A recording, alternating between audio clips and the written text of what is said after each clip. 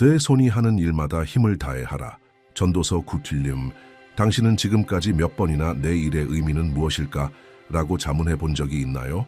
혹은 당신의 일상, 당신이 맡은 일, 그리고 매일의 수고가 모두 헛되게 느껴졌던 적이 있었나요? 삶에서 길을 잃은 듯한 기분, 내가 정말 올바른 길을 가고 있는지 모를 때가 있었다면 당신은 결코 혼자가 아닙니다. 이 질문은 전 세계 많은 진실한 그리스도인들의 마음속에 울려 퍼집니다. 하나님을 기쁘시게 하고 싶지만 바쁜 일상과 압박 속에서 그분과 멀어진 것 같은 느낌을 받을 때 말이죠. 역사상 가장 위대한 복음 전도자 중 한 사람인 빌리 그레이엄 목사님은 이 주제에 대해 깊이 있고 명확하며 사랑으로 설교하셨습니다. 그는 종종 의무나 생존 수단으로만 여겨지는 일이 실제로는 하나님께 영광을 돌리고 영적으로 성장할 수 있는 가장 큰 기회 중 하나임을 알고 있었습니다. 성경에 따르면 일은 저주가 아니라 사명입니다. 이 영상에서는 빌리 그레이엄 목사님이 전한 강력한 진리 속으로 함께 들어가 보며 그가 바라본 일의 관점이 어떻게 당신의 삶을 완전히 변화시킬 수 있는지를 발견하게 될 것입니다. 여기서 보게 될 내용은 단순한 동기부여 메시지가 아닙니다. 당신의 영적인 눈을 뜨게 하고 하나님이 당신 안에 심어주신 목적을 다시 일깨워줄 말씀입니다. 그리고 당신은 이렇게 생각할지도 모릅니다. 하지만 내 일은 너무 단순한걸요. 나는 대단한 일을 하지 않아요. 기억하세요. 하나님은 당신이 하는 일의 중요성을 지위나 급여, 명성으로 평가하지 않으십니다. 오직 당신이 그분이 두신 자리에서 얼마나 충실히 섬기고 있는지를 보실 뿐입니다. 당신은 아무도 빛을 비추지 못할 곳에서 빛이 되고 있을 수 있습니다. 아무도 닿지 못할 이들에게 영향을 미치고 있을 수도 있습니다. 오늘날 우리는 영적 삶과 직업적 삶을 너무 쉽게 분리합니다. 많은 사람들은 하나님을 섬기는 일이 교회 안이나 기도하는 시간에만 일어나는 것이라 생각합니다. 하지만 성경은 우리가 하는 모든 일, 즉 우리의 일조차도 예배의 표현이 될 수 있고 또 그래야 한다고 말합니다. 예수님은 공적인 사역을 시작하시기 전까지 수년 동안 몫으로 일하셨습니다. 사도 바울은 천막을 만들었습니다. 다윗은 양을 돌봤고 모세는 양치기였습니다. 그들 모두는 위대한 일을 이루기 전에 평범한 일 속에서도 하나님을 섬겼습니다. 이 영상은 당신이 지금 하는 일에서 다시 목적을 발견하도록 도와줄 것입니다. 당신이 의료인, 운전사, 사업가, 교사, 주부이거나 혹은 일자리를 찾고 있는 사람이라 해도 이 메시지는 바로 당신을 위한 것입니다. 당신은 기독교 신앙이 일상의 가장 평범한 순간까지도 비추며 하나님께 영광을 돌릴 때 아무것도 작지 않다는 사실을 보게 될 것입니다. 하나님의 일에 대한 계획을 드러내는 성경적 원칙들을 함께 살펴보며 매일의 고난 속에서도 진정한 만족을 어떻게 찾을 수 있는지, 그리고 매주 월요일을 짐이 아닌 하나님의 나라를 실천하는 기회로 바라보는 눈을 배워봅시다. 하나님의 말씀에서 영감을 받은 메시지를 계속 받고 싶다면 지금 이 채널에 구독하세요. 이 콘텐츠들을 통해 하나님은 많은 사람들에게 말씀하고 계시며 당신에게도 말씀하고 싶어 하십니다. 새로워지고 견고히 세워지는 기회를 놓치지 마세요. 그러니 깊이 숨을 들이쉬고 마음을 열어 당신의 일을 믿음의 눈으로 새롭게 바라볼 준비를 하세요. 빌리 그레이엄 목사님은 그리스도인은 최고의 일꾼이어야 한다. 그는 주님을 위해 일하기 때문이라고 말했습니다.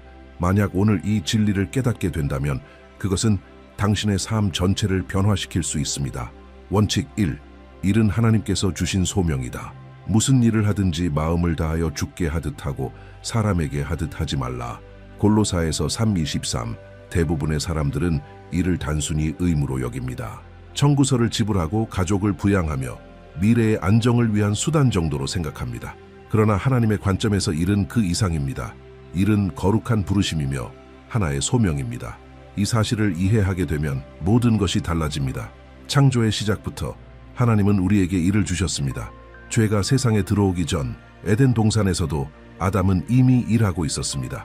그는 동산을 돌보고 동물들에게 이름을 붙이며 책임을 감당했습니다. 이는 일이 저주가 아니라 우리 존재의 일부로서 하나님의 형상을 반영하는 표현임을 보여줍니다. 하나님은 창조주이시며 우리가 일할 때 창조하고 조직하고 해결하고 섬길 때 우리는 하나님의 창조적 성품에 동참하는 것입니다. 이 사실을 이해하게 되면 하나님 보시기에 작은 일이라는 것은 없다는 걸 깨닫게 됩니다. 세상 눈에는 평범하거나 보잘것없어 보이는 일이라도 하나님 나라에서는 엄청나게 귀한 일일 수 있습니다.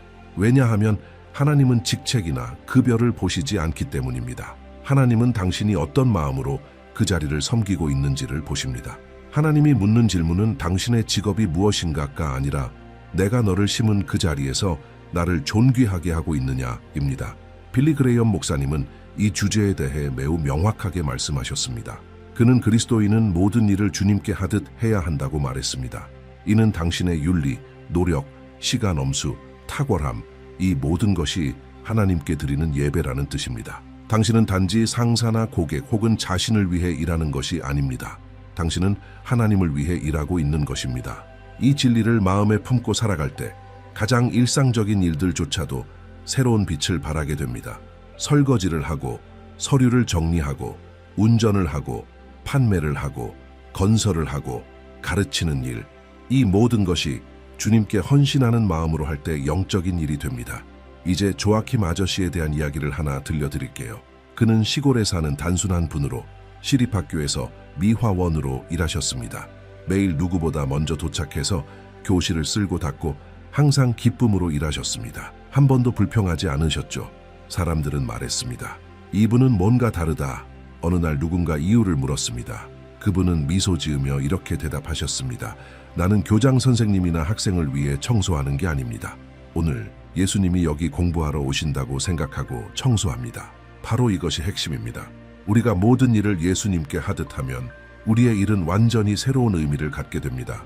당신이 정비공이든 예술가이든 농부이든 직원이든 자녀를 돌보는 엄마이든 상관없습니다. 당신이 사랑과 충성으로 일에 임할 때 당신은 하나님의 뜻의 중심에 있는 것입니다. 물론 모든 직장 환경이 쉽지는 않습니다. 어떤 곳은 험담과 부당한 압박, 인정을 받지 못하는 분위기가 있기도 하죠. 하지만 바로 그런 곳에서 그리스도인은 빛을 발합니다. 모두가 스트레스를 받을 때 당신은 평화를 가져다 줍니다. 다른 사람들이 잘못된 지름길을 택할 때 당신은 정직을 지킵니다. 많은 이들이 일을 하는 척할 때 당신은 진실한 마음으로 섬깁니다. 누가 보고 있어서가 아니라 당신이 진정 누구를 위해 일하는지를 알기 때문입니다. 그리고 혹시 지금 실직 상태에 있다면 하나님의 뜻에서 벗어난 것이라 생각하지 마세요. 기다림의 시간도 여정의 일부입니다. 이 시간을 기도로 보내고 준비하며 새로운 것을 배우고 다른 방식으로 섬기세요. 임시일이나 자원봉사조차도 올바른 마음으로 하면 하나의 사역이 될 수 있습니다. 꿈꾸던 직업이 아니라고 해서 낙심하는 사람들도 있습니다. 자신이 가진 재능이 낭비되고 있다고 느끼죠. 하지만 잘 보세요. 하나님은 모든 단계를 사용하십니다. 요셉은 형들에게 배신당하고 종으로 팔려가고 보디발의 집에서 일했으며 억울하게 감옥에 갇혔습니다. 그리고 나서야 왕궁에 이르게 되었죠.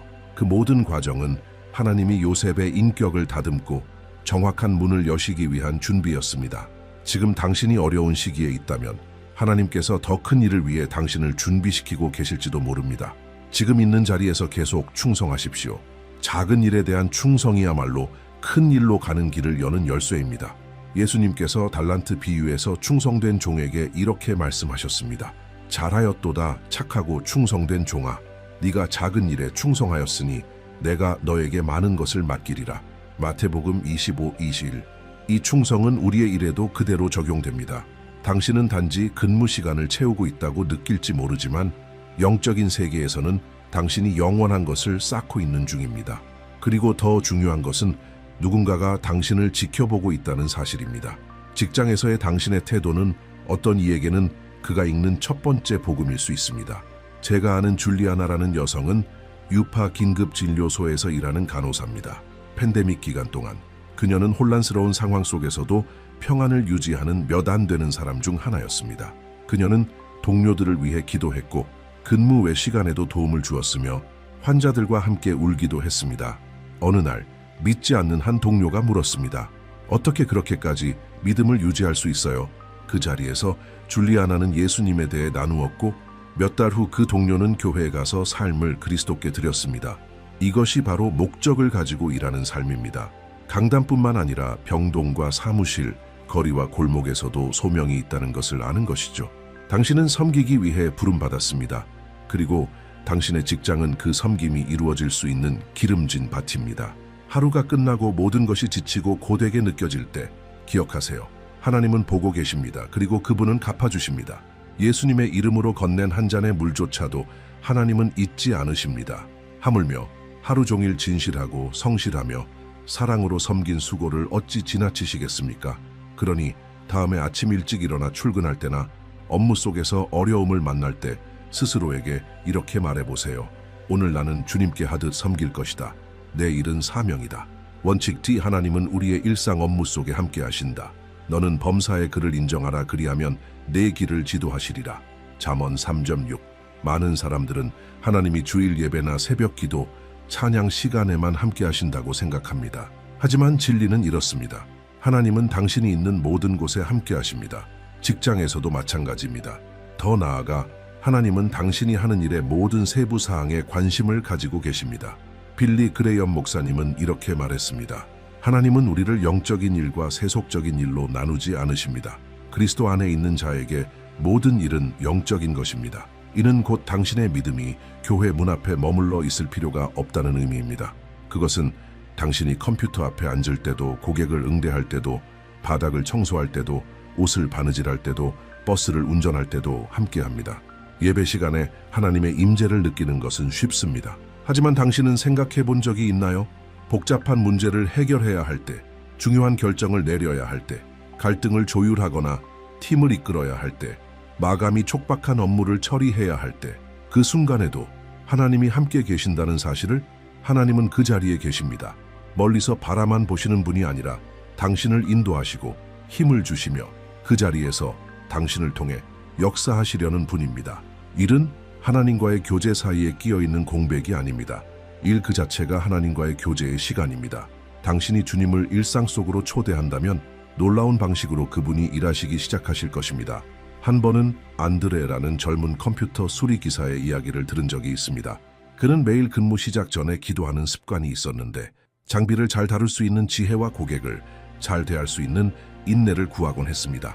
어느 날 한 노인이 오래된 컴퓨터를 들고 왔습니다. 그 안에는 이미 돌아가신 회사 대표의 중요한 기록들이 모두 저장되어 있었습니다. 하드디스크는 거의 망가진 상태였고 동료들은 포기했지만 안드레는 조용히 작은 방으로 들어가 눈을 감고 기도했습니다. 주님은 저보다 기술을 더 잘 아시잖아요. 무엇을 해야 할지 알려주세요. 그 후에 그는 한 번도 시도해 본 적 없는 방법이 떠올랐고 위험 부담이 있는 방식이었지만 마음에 평안이 있었습니다. 그리고 성공했습니다. 컴퓨터를 돌려주자 그 노인은 눈물을 흘리며 말했습니다. 당신은 이게 저에게 얼마나 큰 의미인지 모를 겁니다. 안드레는 이렇게 대답했습니다. 사실은 하나님이 알고 계십니다.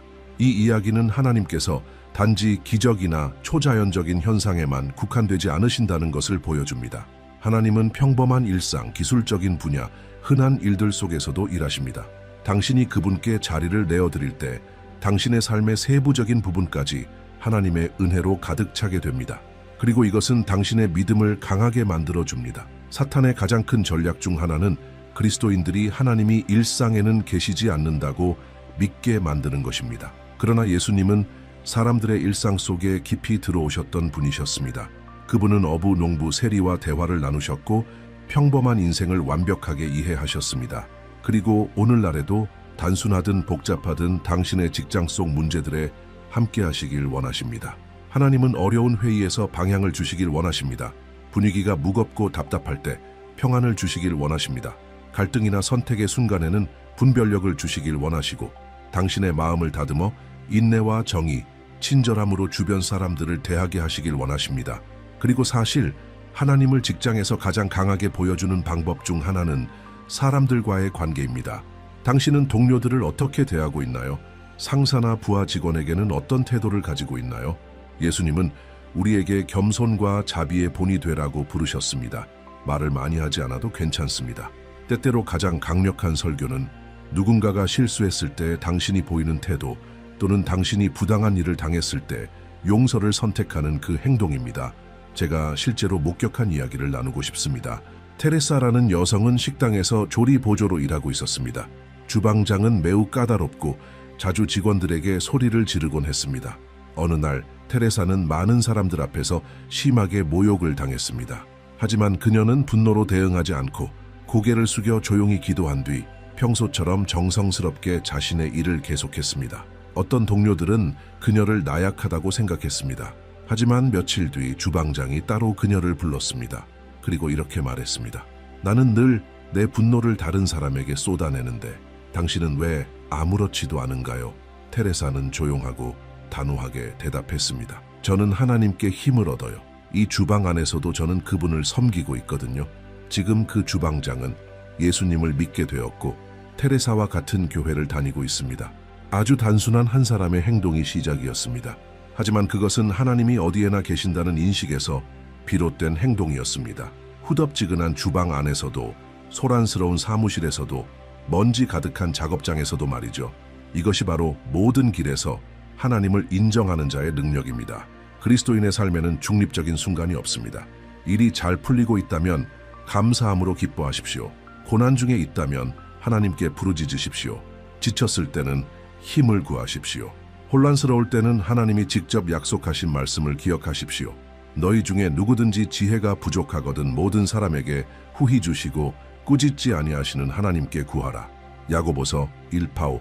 일이 외롭고 반복적이며 무겁게 느껴질 수도 있습니다.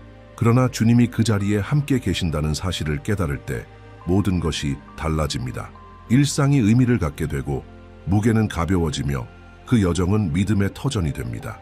그러니 내일 집을 나서기 전에 가장 먼저 이렇게 기도해 보세요. 주님, 오늘도 제 삶에 함께 들어오소서. 제 일터에 동행해 주소서. 제 입을 통해 말씀해 주소서. 오늘 제가 하는 모든 일이 주의 영광을 위한 것이 되게 하소서. 그러면 당신은 곧 알게 될 것입니다.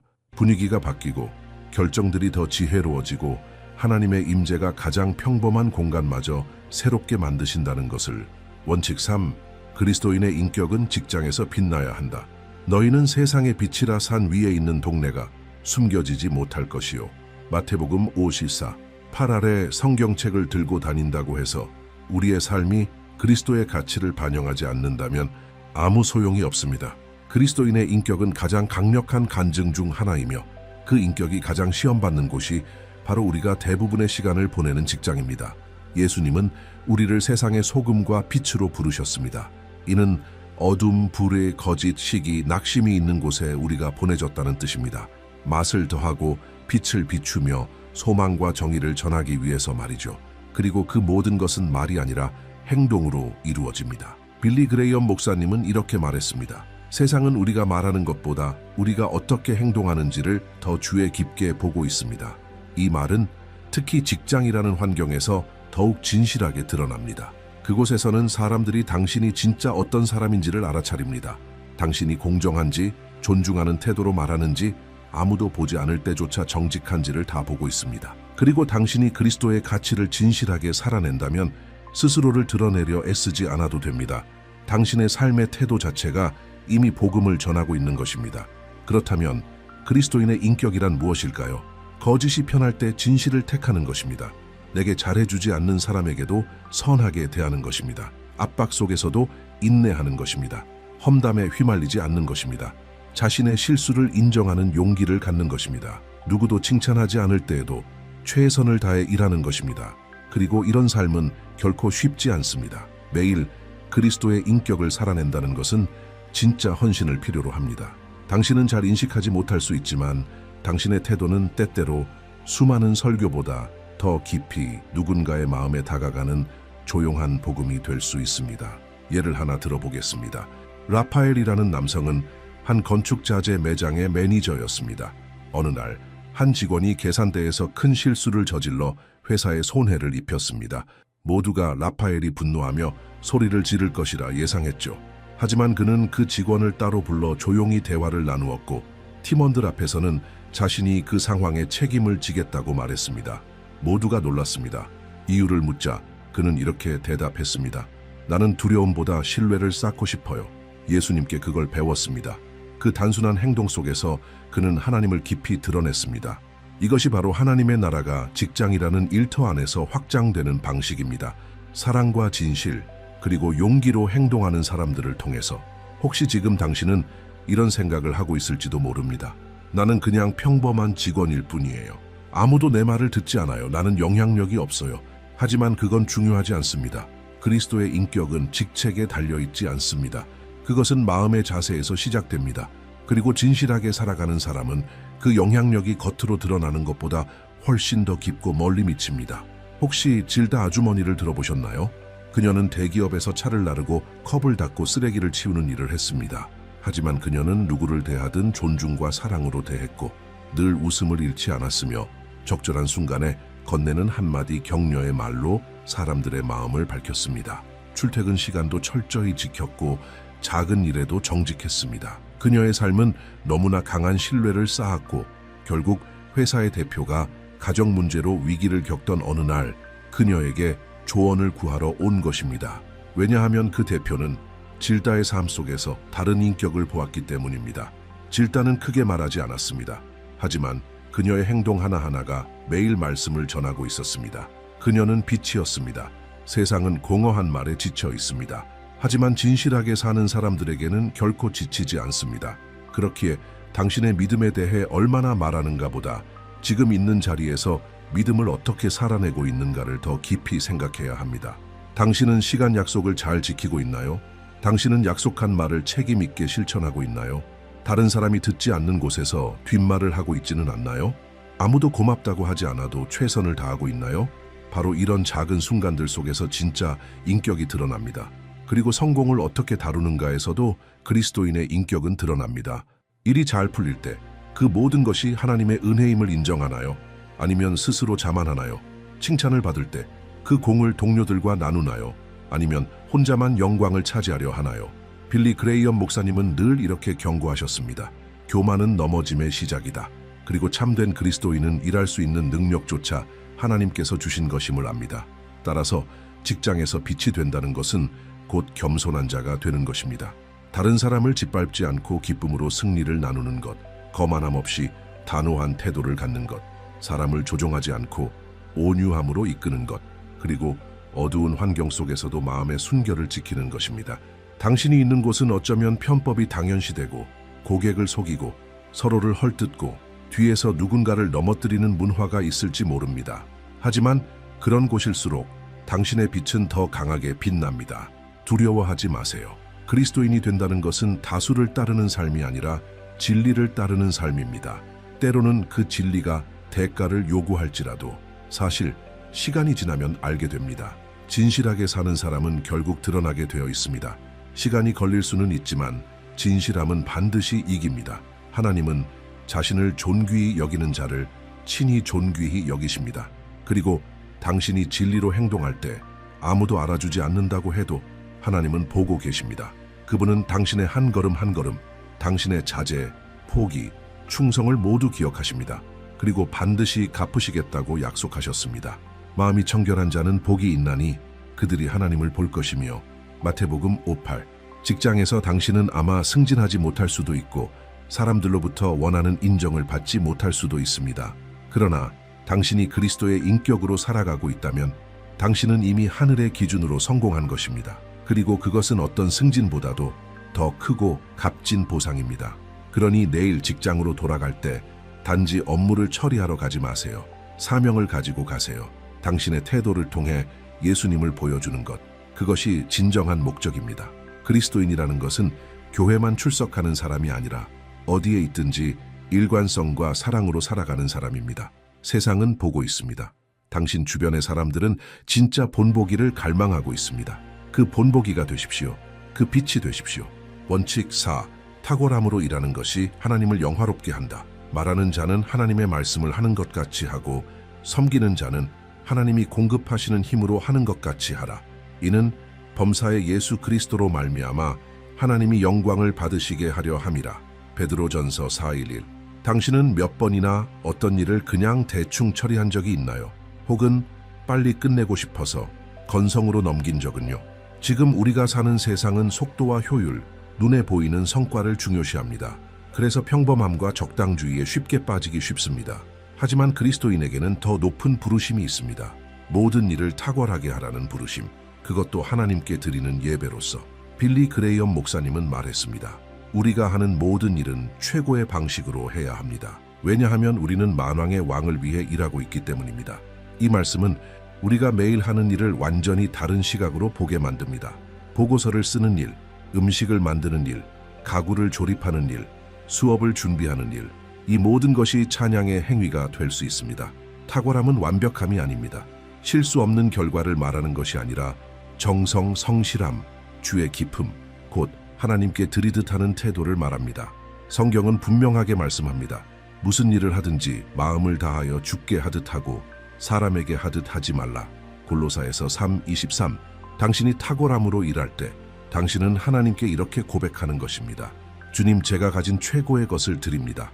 평범해 보이는 일이지만 주님을 위해 최선을 다하겠습니다. 그리고 세상은 그것을 알아차립니다. 탁월함은 눈에 띕니다. 그것은 기회의 문을 엽니다. 존중을 얻게 합니다. 무엇보다도 하나님의 이름을 영화롭게 합니다. 다니엘의 이야기를 기억하시나요? 그는 포로로 끌려가 낯선 바벨론 땅에 살게 되었지만 지혜와 성실함으로 일하며 탁월하게 섬긴 결과 그 나라에서 가장 높은 자리에 오르게 되었습니다. 그 이유는 무엇일까요? 성경은 이렇게 말합니다. 다니엘은 마음이 민첩하여 총리들과 고관들 위에 뛰어났으므로 다니엘 6:3. 여기서 말하는 탁월한 영적 태도는 단순한 지능이나 능력이 아니라 어떤 일을 하든지 성심껏 존중과 책임감을 가지고 임하는 자세였습니다. 왜냐하면 그는 궁극적으로 인간 왕이 아닌 하나님께 섬기고 있다는 사실을 알고 있었기 때문입니다. 오늘날에도 이 탁월한 영으로 사는 사람은 주목받습니다. 자기 자신을 드러내기 위함이 아니라 자신이 섬기는 하나님을 가리키기 위해서입니다. 한 번은 카밀라라는 여성을 들은 적이 있습니다. 그녀는 세탁소에서 일합니다. 하루 종일 옷을 빨고 다리고 개는 일을 반복하죠. 많은 사람들이라면 최소한만 하고 빨리 끝내려 할 수도 있습니다. 하지만 카밀라는 모든 옷을 하나하나 정성스럽게 다룹니다. 구김 하나 없이 깔끔하게 접고 좋은 향까지 입혀서 정성껏 전달합니다. 사람들이 왜 그렇게까지 하냐고 묻자 그녀는 이렇게 말했습니다. 어차피 할 거라면 제대로 해야죠. 저는 하나님께 하듯 일해요. 지금 그녀는 단골 고객들이 줄을 서고 그중 많은 이들이 기도나 조언이 필요할 때 카밀라를 찾아옵니다. 탁월함은 말을 하지 않아도 많은 것을 말합니다. 그것은 책임감과 존중, 그리고 일에 대한 사랑을 보여줍니다. 그리고 하나님 나라에서는 그 모든 것이 영원한 가치를 가집니다. 예수님조차도 이 땅에서 사셨을 때 사역을 시작하시기 전까지 몫으로 일하셨습니다. 예수님이 대충 만든 가구, 삐뚤어진 의자, 거친 문짝을 만들었을 거라고 상상할 수 있나요? 당연히 아닙니다. 그분이 만드신 모든 것은 하나님의 나라를 나타내는 표현이었기에 정확하고 정직하며 아름답게 만들어졌을 것입니다. 이것이 바로 우리가 따라야 할 본입니다. 탁월하게 일한다는 것은 허영이나 지위를 위한 것이 아닙니다. 그것은 우리가 하나님의 나라를 어디에 있든지 대표하는 방식입니다. 때때로 우리는 설교하거나 찬양하는 사람만 하나님을 섬긴다고 생각합니다. 하지만 그렇지 않습니다. 당신이 마트 계산대에서 친절과 정직함으로 일한다면 당신은 하나님을 섬기고 있는 것입니다. 당신이 정비사로서 고객을 속이지 않고 최선을 다해 수리한다면 당신은 하나님을 영화롭게 하고 있는 것입니다. 당신이 노인을 돌보고 도시락을 준비하고 택배를 배달하는 일을 하고 있다면 그것도 하나님께 드리는 사역이 될 수 있습니다. 그 일이 탁월하게 이루어질 때 말입니다. 또 한 가지 중요한 점은 이겁니다. 탁월함은 외적인 조건에 좌우되지 않습니다. 환경이 어렵더라도 자원이 부족하더라도 여전히 최선을 다할 수 있습니다. 왜냐하면 탁월함은 마음에서 시작되기 때문입니다. 조르지라는 분의 이야기를 들어보세요. 그는 오래된 아파트의 경비원으로 일하고 있었습니다. 현대적인 시스템도 없고 시설도 낡았지만 조르지는 늘 입구를 깨끗하게 정리하고 우편물도 꼼꼼히 분류하며 모든 주민에게 진심 어린 미소로 좋은 아침입니다 라고 인사했습니다. 어느 날 관리소장이 말했습니다. 당신은 이 일을 일부 고위직보다 더 진지하게 대하네요. 그러자 조르지는 웃으며 이렇게 대답했습니다. 저는 진짜 주인이 누구신지 알고 있으니까요. 이런 태도는 환경을 바꿉니다. 무거운 분위기를 평화로운 공간으로, 지저분한 곳을 질서와 품위가 있는 곳으로, 잊힌 장소에 생명과 존귀함을 불어넣습니다. 그리고 더 나아가 탁월함은 그리스도인을 보호해 줍니다. 우리가 책임감 있게 일하면 불필요한 비난을 피하고 사람들의 신뢰를 얻게 되며 복음을 전할 수 있는 자유의 문이 열립니다. 좋은 평판은 귀를 열게 합니다. 얼마나 많은 사람들이 복음을 거절했을까요? 믿음 얘기는 많이 했지만 실제로는 무책임하고 약속도 안 지키더라. 이런 경험을 통해서 말이죠. 하지만 반대로 자신의 일을 탁월하게 해내는 그리스도인은 존중받고 주목받고 따르게 됩니다. 탁월함은 말합니다. 그리고 그 말은 매우 강력합니다. 그러므로 다음에 어떤 일을 하든, 설거지든, 문서 하나 작성하는 일이든, 사람을 맞이하는 일이든 스스로에게 이렇게 말하세요. 이건 하나님을 위한 거야. 그리고 하나님은 최고의 것을 받으실 자격이 있으셔. 그리고 이 모든 것 중에 가장 아름다운 점은 탁월함으로 일할 때 당신 자신도 성장한다는 것입니다. 마음이 넓어지고 능력이 발전하고 더욱 훈련되고 더 정돈된 삶을 살게 되며 그 열매는 삶의 모든 영역에 퍼지게 됩니다. 탁월함은 단지 일에 대한 태도가 아닙니다. 그것은 당신이 어떤 사람으로 변화되고 있는지를 보여주는 증거입니다. 결국 그리스도인의 탁월함이란 이런 것입니다. 모든 일을 사랑으로 정성스럽게 하나님을 향한 마음으로 하는 것, 평범한 것을 특별하게 바꾸는 것, 일상을 거룩함으로 채우는 것, 이런 삶을 살아갈 때 우리는 세상에 보여줍니다. 우리 하나님은 가장 작은 수고까지도 받을 자격이 있으신 분이라는 것을. 원칙 5.1은 이웃을 섬길 수 있는 기회이다. 인자가 온 것은 섬김을 받으려 함이 아니라 도리어 섬기려 하고. 마가복음 14:15. 예수님께서 우리에게 가르쳐 주신 가장 위대한 진리 중 하나는 이것입니다. 하나님의 나라에서의 참된 위대함은 섬김에 있다는 것. 예수님은 하나님의 아들이셨지만 제자들의 발을 씻기셨고 병든 자를 손으로 만지셨으며 잊혀진 이들의 이야기를 들어주시고 굶주린 무리를 사랑으로 먹이셨습니다. 바로 이 섬김의 마음이 오늘 우리 그리스도인들이 직장 안에서 가져야 할 정신입니다. 일하는 이유가 단지 생산하고 돈을 벌고 목표를 달성하는 것이라면 세상 사람들과 다를 바 없습니다. 그러나 그리스도인에게 일은 그 자체가 매일의 사역, 사람을 섬길 수 있는 기회입니다. 우리가 기쁨으로 주의 깊게 너그러움으로 섬길 때 그 순간 우리는 예수님이 그 자리에 계셨다면 하셨을 바로 그 일을 하고 있는 것입니다. 당신이 응대 직원이든 관리자이든 운전사이든 건설 노동자이든 의사든 미용사든 매일 당신을 통해 누군가가 지나갑니다. 그리고 그 사람은 종종 겉으로는 아무렇지 않아 보여도 속에 깊은 상처와 지침을 안고 있을 수 있습니다. 그런 사람에게 당신의 작은 친절, 작은 배려가 회복의 시작이 될 수 있습니다. 예를 들어 마리아는 한 공공병원에서 일하는 간호조무사입니다. 그녀의 일은 단순합니다. 상처 소독을 하고 환자를 씻기고 병동을 정리하는 것. 하지만 그녀는 그 일을 자신의 사역으로 여기기로 결심했습니다. 하루를 시작하기 전 항상 기도하고 환자들을 이름으로 부르고 그들의 말을 진심으로 들어줍니다. 어떤 환자는 단지 그녀의 좋은 아침이에요 라는 인사에 눈물을 흘렸다고 합니다. 왜일까요? 그녀는 사랑으로 섬기고 있었기 때문입니다. 그리고 그것이 모든 것을 바꿉니다.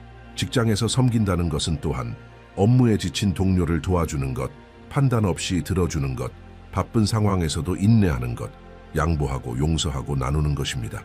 그것이 바로 그리스도를 닮은 일터의 삶입니다. 그리고 무엇보다도 아름다운 사실이 있습니다. 우리가 이웃을 섬길 때 사실 우리는 예수님을 섬기고 있는 것입니다. 예수님께서 이렇게 말씀하셨습니다. 내가 진실로 너희에게 이르노니 너희가 여기 내 형제 중에 지극히 작은 자 하나에게 한 것이 곧 내게 한 것이니라. 마태복음 25:49. 다시 말해 당신이 어떤 일을 성실히 완수할 때, 누군가를 존중으로 대할 때, 작은 물 한 잔을 사랑으로 건넬 때 당신은 예수님께 그 일을 하고 있는 것입니다. 그러니 당신의 일터를 둘러보세요. 그리고 이렇게 자문해 보세요. 오늘 나는 누구를 섬길 수 있을까?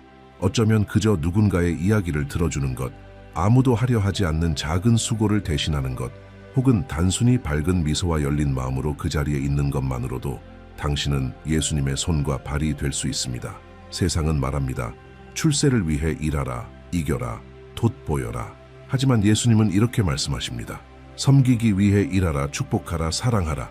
그리고 그렇게 살아가는 사람은 결코 헛되이 일하지 않습니다. 이웃을 사랑하는 마음으로 행한 모든 일은 하나님 앞에서 영원한 가치를 갖기 때문입니다. 이제 이 메시지의 마지막에 도달했습니다. 당신의 일이 전혀 달라 보이게 만드는 진리들로 마음이 가득 차게 되었기를 바랍니다. 우리는 함께 나누었습니다. 일은 하나님께서 주신 소명이며 단순한 생계 수단이 아니라 목적 있는 삶의 일부라는 것을, 하나님은 우리의 일상 속, 직장의 매 순간 속에 함께 하시며 우리를 인도하고 사용하시길 원하신다는 것을, 그리스도인의 인격은 말보다 더 큰 설교가 될 수 있으며 직장에서 우리의 태도를 통해 예수님을 드러낼 수 있다는 것을, 우리가 맡은 일에 탁월함을 더할 때 그것이 하나님의 영광을 위한 예배가 될 수 있다는 것을, 그리고 마지막으로 일은 이웃을 섬기고 사랑하는 강력한 기회이며 그것을 통해 우리는 예수님의 길을 따라간다는 것을 이제 당신의 일상으로 돌아갈 시간입니다. 하지만 이제는 조금 다른 눈으로, 믿음의 눈으로, 사명의 눈으로 그 일터를 바라보게 되기를 바랍니다. 오늘 내가 하는 모든 일은 하나님을 위한 것입니다. 그리고 내가 만나는 모든 사람은 하나님께서 사랑하시는 사람입니다. 그 마음으로 일하십시오. 그리고 당신의 삶 전체가 하나님의 나라를 드러내는 복음이 되기를 축복합니다. 이 원칙들은 단순한 이론이 아닙니다. 오늘부터, 지금 이 순간부터 실천할 수 있는 실제적인 길들입니다. 이 원칙들을 실천하는데 당신의 직책도, 회사의 구조도, 주변 환경도 중요하지 않습니다. 가장 중요한 건 당신의 마음입니다. 지금 제 제안은 아주 단순합니다. 이번 주 이 5가지 원칙 중 하나를 선택하고 진심을 다해 살아보세요. 하루를 시작하기 전에 기도하기, 누군가를 더 큰 인내심으로 대하기, 맡은 일을 정성껏 최고로 잘 해내기, 조용히 사랑으로 누군가를 섬기기, 진심으로 이렇게 실천한다면 당신이 예상하지 못한 곳에서 성령님이 일하기 시작하실 것입니다. 지루하고 무겁기만 했던 일상이 하나님의 임재로 가득 찬 시간으로 바뀌게 될 것입니다. 그런즉 너희가 먹든지 마시든지 무엇을 하든지 다 하나님의 영광을 위하여 하라. 고린도전서 13:11. 당신이 하는 모든 일, 직장에서 나누는 모든 대화, 아무도 몰라주는 모든 수고는 하나님을 향한 마음으로 행할 때 예배의 제단이 됩니다. 당신의 일은 결코 작지 않습니다. 그 일이 하나님께 드려질 때 그것은 거룩한 일이 됩니다. 어디에 있든 당신은 빛과 사랑, 변화의 도구가 될 수 있습니다. 믿음, 탁월함, 그리고 섬김의 삶을 사는 것으로 말이죠. 기억하세요. 하나님은 오직 위대한 일들 속에만 계신 것이 아니라 당신의 반복되는 일상 속에도 함께 하십니다. 이제 제가 특별한 요청 하나 드리고 싶습니다. 당신이 오늘부터 어떻게 일터를 살아가고 싶은지 한 문장으로 댓글에 남겨보세요. 성경 구절이어도 좋고 당신만의 결단이어도 좋고 혹은 기도 제목도 괜찮습니다. 함께 나누고 함께 자라가며 직장에서 하나님의 나라를 세워가는 공동체가 되기를 바랍니다. 이 메시지가 당신의 마음을 울렸다면 지금 채널을 구독하고 매일 당신의 믿음을 견고하게 해줄 말씀들을 함께 받아보세요. 그리고 곧 다음 영상이 화면에 나타날 거예요. 절대 놓치지 마세요. 하나님께서 당신을 통해 일하시길 기대하며 축복합니다. 걱정을 멈추고 당신이 통제할 수 없는 것은 하나님께 맡기세요. 빌리 그레이엄 인생을 살아오며 얼마나 자주 모든 것을 자신의 힘으로 해결하려고 애쓴 적이 있나요? 모든 세부 사항을 통제하려 하고 미래를 예측하며 위험을 제거하려고 한 적이 있지 않나요? 어쩌면 지금 이 순간에도 당신은 불안한 마음, 혼란스러운 생각, 지친 감정 속에서 살고 있을지 모릅니다. 빌리 그레이엄의 이 말은 우리를 깊고도 자유로운 삶으로 초대합니다. 바로 하나님 안에서 쉬는 것입니다. 우리가 붙잡을 수 없는 것을 하나님께 맡기는 것, 애초에 우리가 짊어질 필요가 없던 무거운 짐을 내려놓는 것입니다. 이것이 기독교 신앙의 아름다움입니다. 우리는 모든 것을 통제하도록 만들어지지 않았습니다. 우리는 처음부터 끝까지 모두 보시는 하나님을 신뢰하도록 지음받았습니다. 하늘과 땅을 창조하신 주님은 당신의 삶에서 단 한순간도 통제권을 잃지 않으셨습니다. 비록 모든 것이 무너지는 것처럼 보여도 말입니다. 예수님은 말씀하셨습니다. 그러므로 내가 너희에게 이르노니 목숨을 위하여 무엇을 먹을까, 무엇을 마실까, 몸을 위하여 무엇을 입을까 염려하지 말라. 마태복음 6기 25. 이것은 단순한 제안이 아닙니다. 폭풍 속에서도 평안을 누리는 삶으로의 하나님의 사랑의 부르심입니다. 하나님은 염려가 우리의 기쁨을 빼앗고 믿음을 약하게 하며 목적에서 멀어지게 만든다는 것을 아십니다. 그래서 더 나은 길을 제시하십니다. 바로 신뢰입니다. 당신은 지금 가정, 재정, 건강, 미래 등 어떤 부분에서 모든 것이 손에서 벗어나 버린 것처럼 느껴질 수도 있습니다. 하지만 바로 그 연약함의 자리에 하나님은 당신을 만나고자 하십니다. 왜냐하면 믿음이란 통제가 아니라 내어 맡김이기 때문입니다. 이 영상에서 우리는 함께 성경적인 원칙들을 깊이 살펴보며 우리가 통제할 수 없는 것들을 내려놓고 모든 것을 하실 수 있는 분께 맡기는 법을 배울 것입니다. 삶의 불확실성 속에서도 어떻게 더 가볍고 평안하며 믿음으로 사는지를 배우게 될 것입니다. 하나님을 신뢰하는 것은 약함이 아니라 그리스도인이 실천할 수 있는 가장 강력한 영적 힘이라는 사실을 깨닫게 될 것입니다. 오늘의 메시지는 단순한 위로가 아닙니다. 변화를 향한 초대입니다. 끊임없는 걱정에 무게 없이 살아가는 새로운 삶으로의 부르심입니다. 오직 진정으로 우리를 붙드시는 분을 신뢰할 때에만 누릴 수 있는 자유의 삶으로 말입니다. 그런데 계속하기 전에 당신에게 특별한 초대를 하고 싶습니다. 지금까지 이 메시지가 당신 마음에 닿았다면 이 채널의 구독 버튼을 눌러주세요. 매일 하나님의 믿음과 소망, 그리고 방향을 제시하는 말씀을 받아보실 수 있습니다.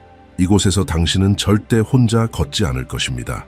이 믿음의 공동체에 함께 하셔서 하나님의 말씀이 매일 당신의 마음을 풍성하게 채우도록 하세요. 상황을 초월한 하나님에 대한 신뢰 빌리 그레이엄은 종종 이렇게 말하곤 했습니다. 인생의 불확실함을 이겨내는 열쇠는 하나님을 신뢰하는 데 있다고. 그는 기독교 신앙이 순간적인 감정이나 유리한 상황에 기반한 것이 아니라 변함없는 하나님의 신실하심에 기초한다고 강조했습니다. 모든 것이 무너지는 것처럼 보일 때, 인생의 것엔 바람이 불어닥치고 발 밑에 땅이 꺼지는 듯할 때야말로 하나님에 대한 진짜 신뢰가 드러나는 순간입니다. 모든 것이 잘 풀릴 때가 아니라 아무것도 우리 손에 잡히지 않을 때 우리는 비로소 믿는 법을 배웁니다. 성경은 이렇게 말합니다. 너는 마음을 다하여 여호와를 신뢰하고 네 명철을 의지하지 말라. 잠언 3:3-5. 이 진리는 우리에게 말해줍니다. 신뢰한다는 것은 모든 것을 이해하는 것이 아니라 이해하지 못하더라도 하나님 안에서 안식하는 것이라고. 빌리 그레이엄은 자주 말했습니다. 하나님께서 때로 우리를 광야로 이끄시는 이유는 우리를 벌하시기 위함이 아니라 우리의 자원이 다할 때 오직 그분만을 신뢰하도록 가르치시기 위함이라고요. 그리고 이것은 놀라운 자유입니다. 왜냐하면 하나님에 대한 신뢰는 우리가 얼마나 아느냐에 달린 것이 아니라 하나님께서 모든 것을 아신다는 것을 얼마나 믿느냐에 달려있기 때문입니다. 한 번은 빌리가 한 젊은이의 이야기를 나눈 적이 있습니다. 그는 화재로 모든 것을 잃었습니다. 눈물을 흘리며 빌리가 설교하는 예배에 참석했고 메시지가 끝난 후 이렇게 말했습니다. 저는 모든 것을 잃었지만 믿음만은 잃지 않았습니다. 그 믿음이 저를 다시 세워줄 것입니다. 그 고백은 빌리의 마음에 깊은 인상을 남겼습니다. 진정한 믿음은 맹목적인 것이 아닙니다. 그것은 시야가 흐려질 때 신뢰하기로 결정하는 것입니다. 당신이 바꿀 수 없는 것을 하나님께 맡기기로 결심하는 순간 놀라운 일이 일어납니다. 그리스도의 평안이 당신의 마음과 생각을 지키기 시작하는 것입니다. 이제 모든 것을 스스로 통제하려 애쓰는 누군가를 떠올려 보세요. 가족의 건강, 한 달의 지출, 미래의 직장, 자녀들, 결혼 생활. 어쩌면 그 누군가는 바로 당신일지도 모릅니다.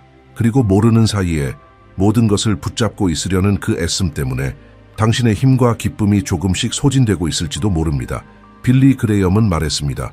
하나님만이 당신에게 필요한 모든 것임을 깨닫게 되는 순간은 하나님만이 당신에게 남은 전부일 때이다. 정말로 그렇습니다. 우리가 결국 손에서 모든 것을 내려놓을 때 우리는 처음부터 우리가 그 무엇도 통제하고 있지 않았다는 사실을 깨닫게 됩니다. 그리고 그것은 결코 절망이 아니라 축복입니다.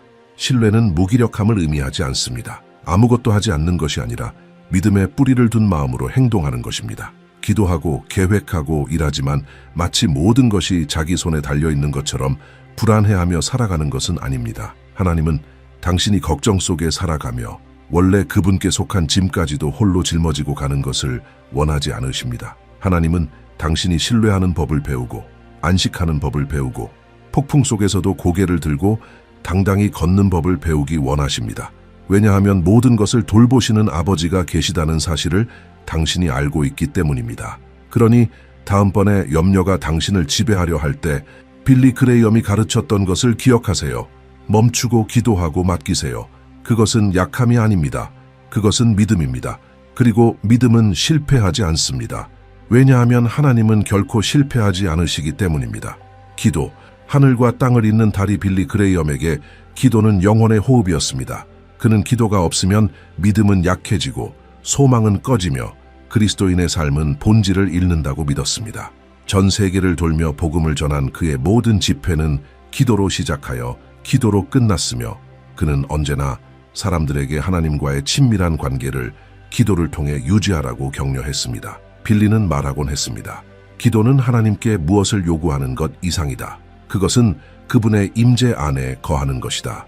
정확히 그 말 그대로입니다. 기도는 단순한 소원 목록이 아니며 공허한 독백도 아닙니다. 그것은 아버지와의 만남입니다. 당신이 기도할 때 허공을 향해 말하고 있는 것이 아니라 살아계시고 지금도 당신의 삶에 깊은 관심을 가지시는 진짜 하나님과 이야기하고 있는 것입니다. 예수님도 이렇게 가르치셨습니다.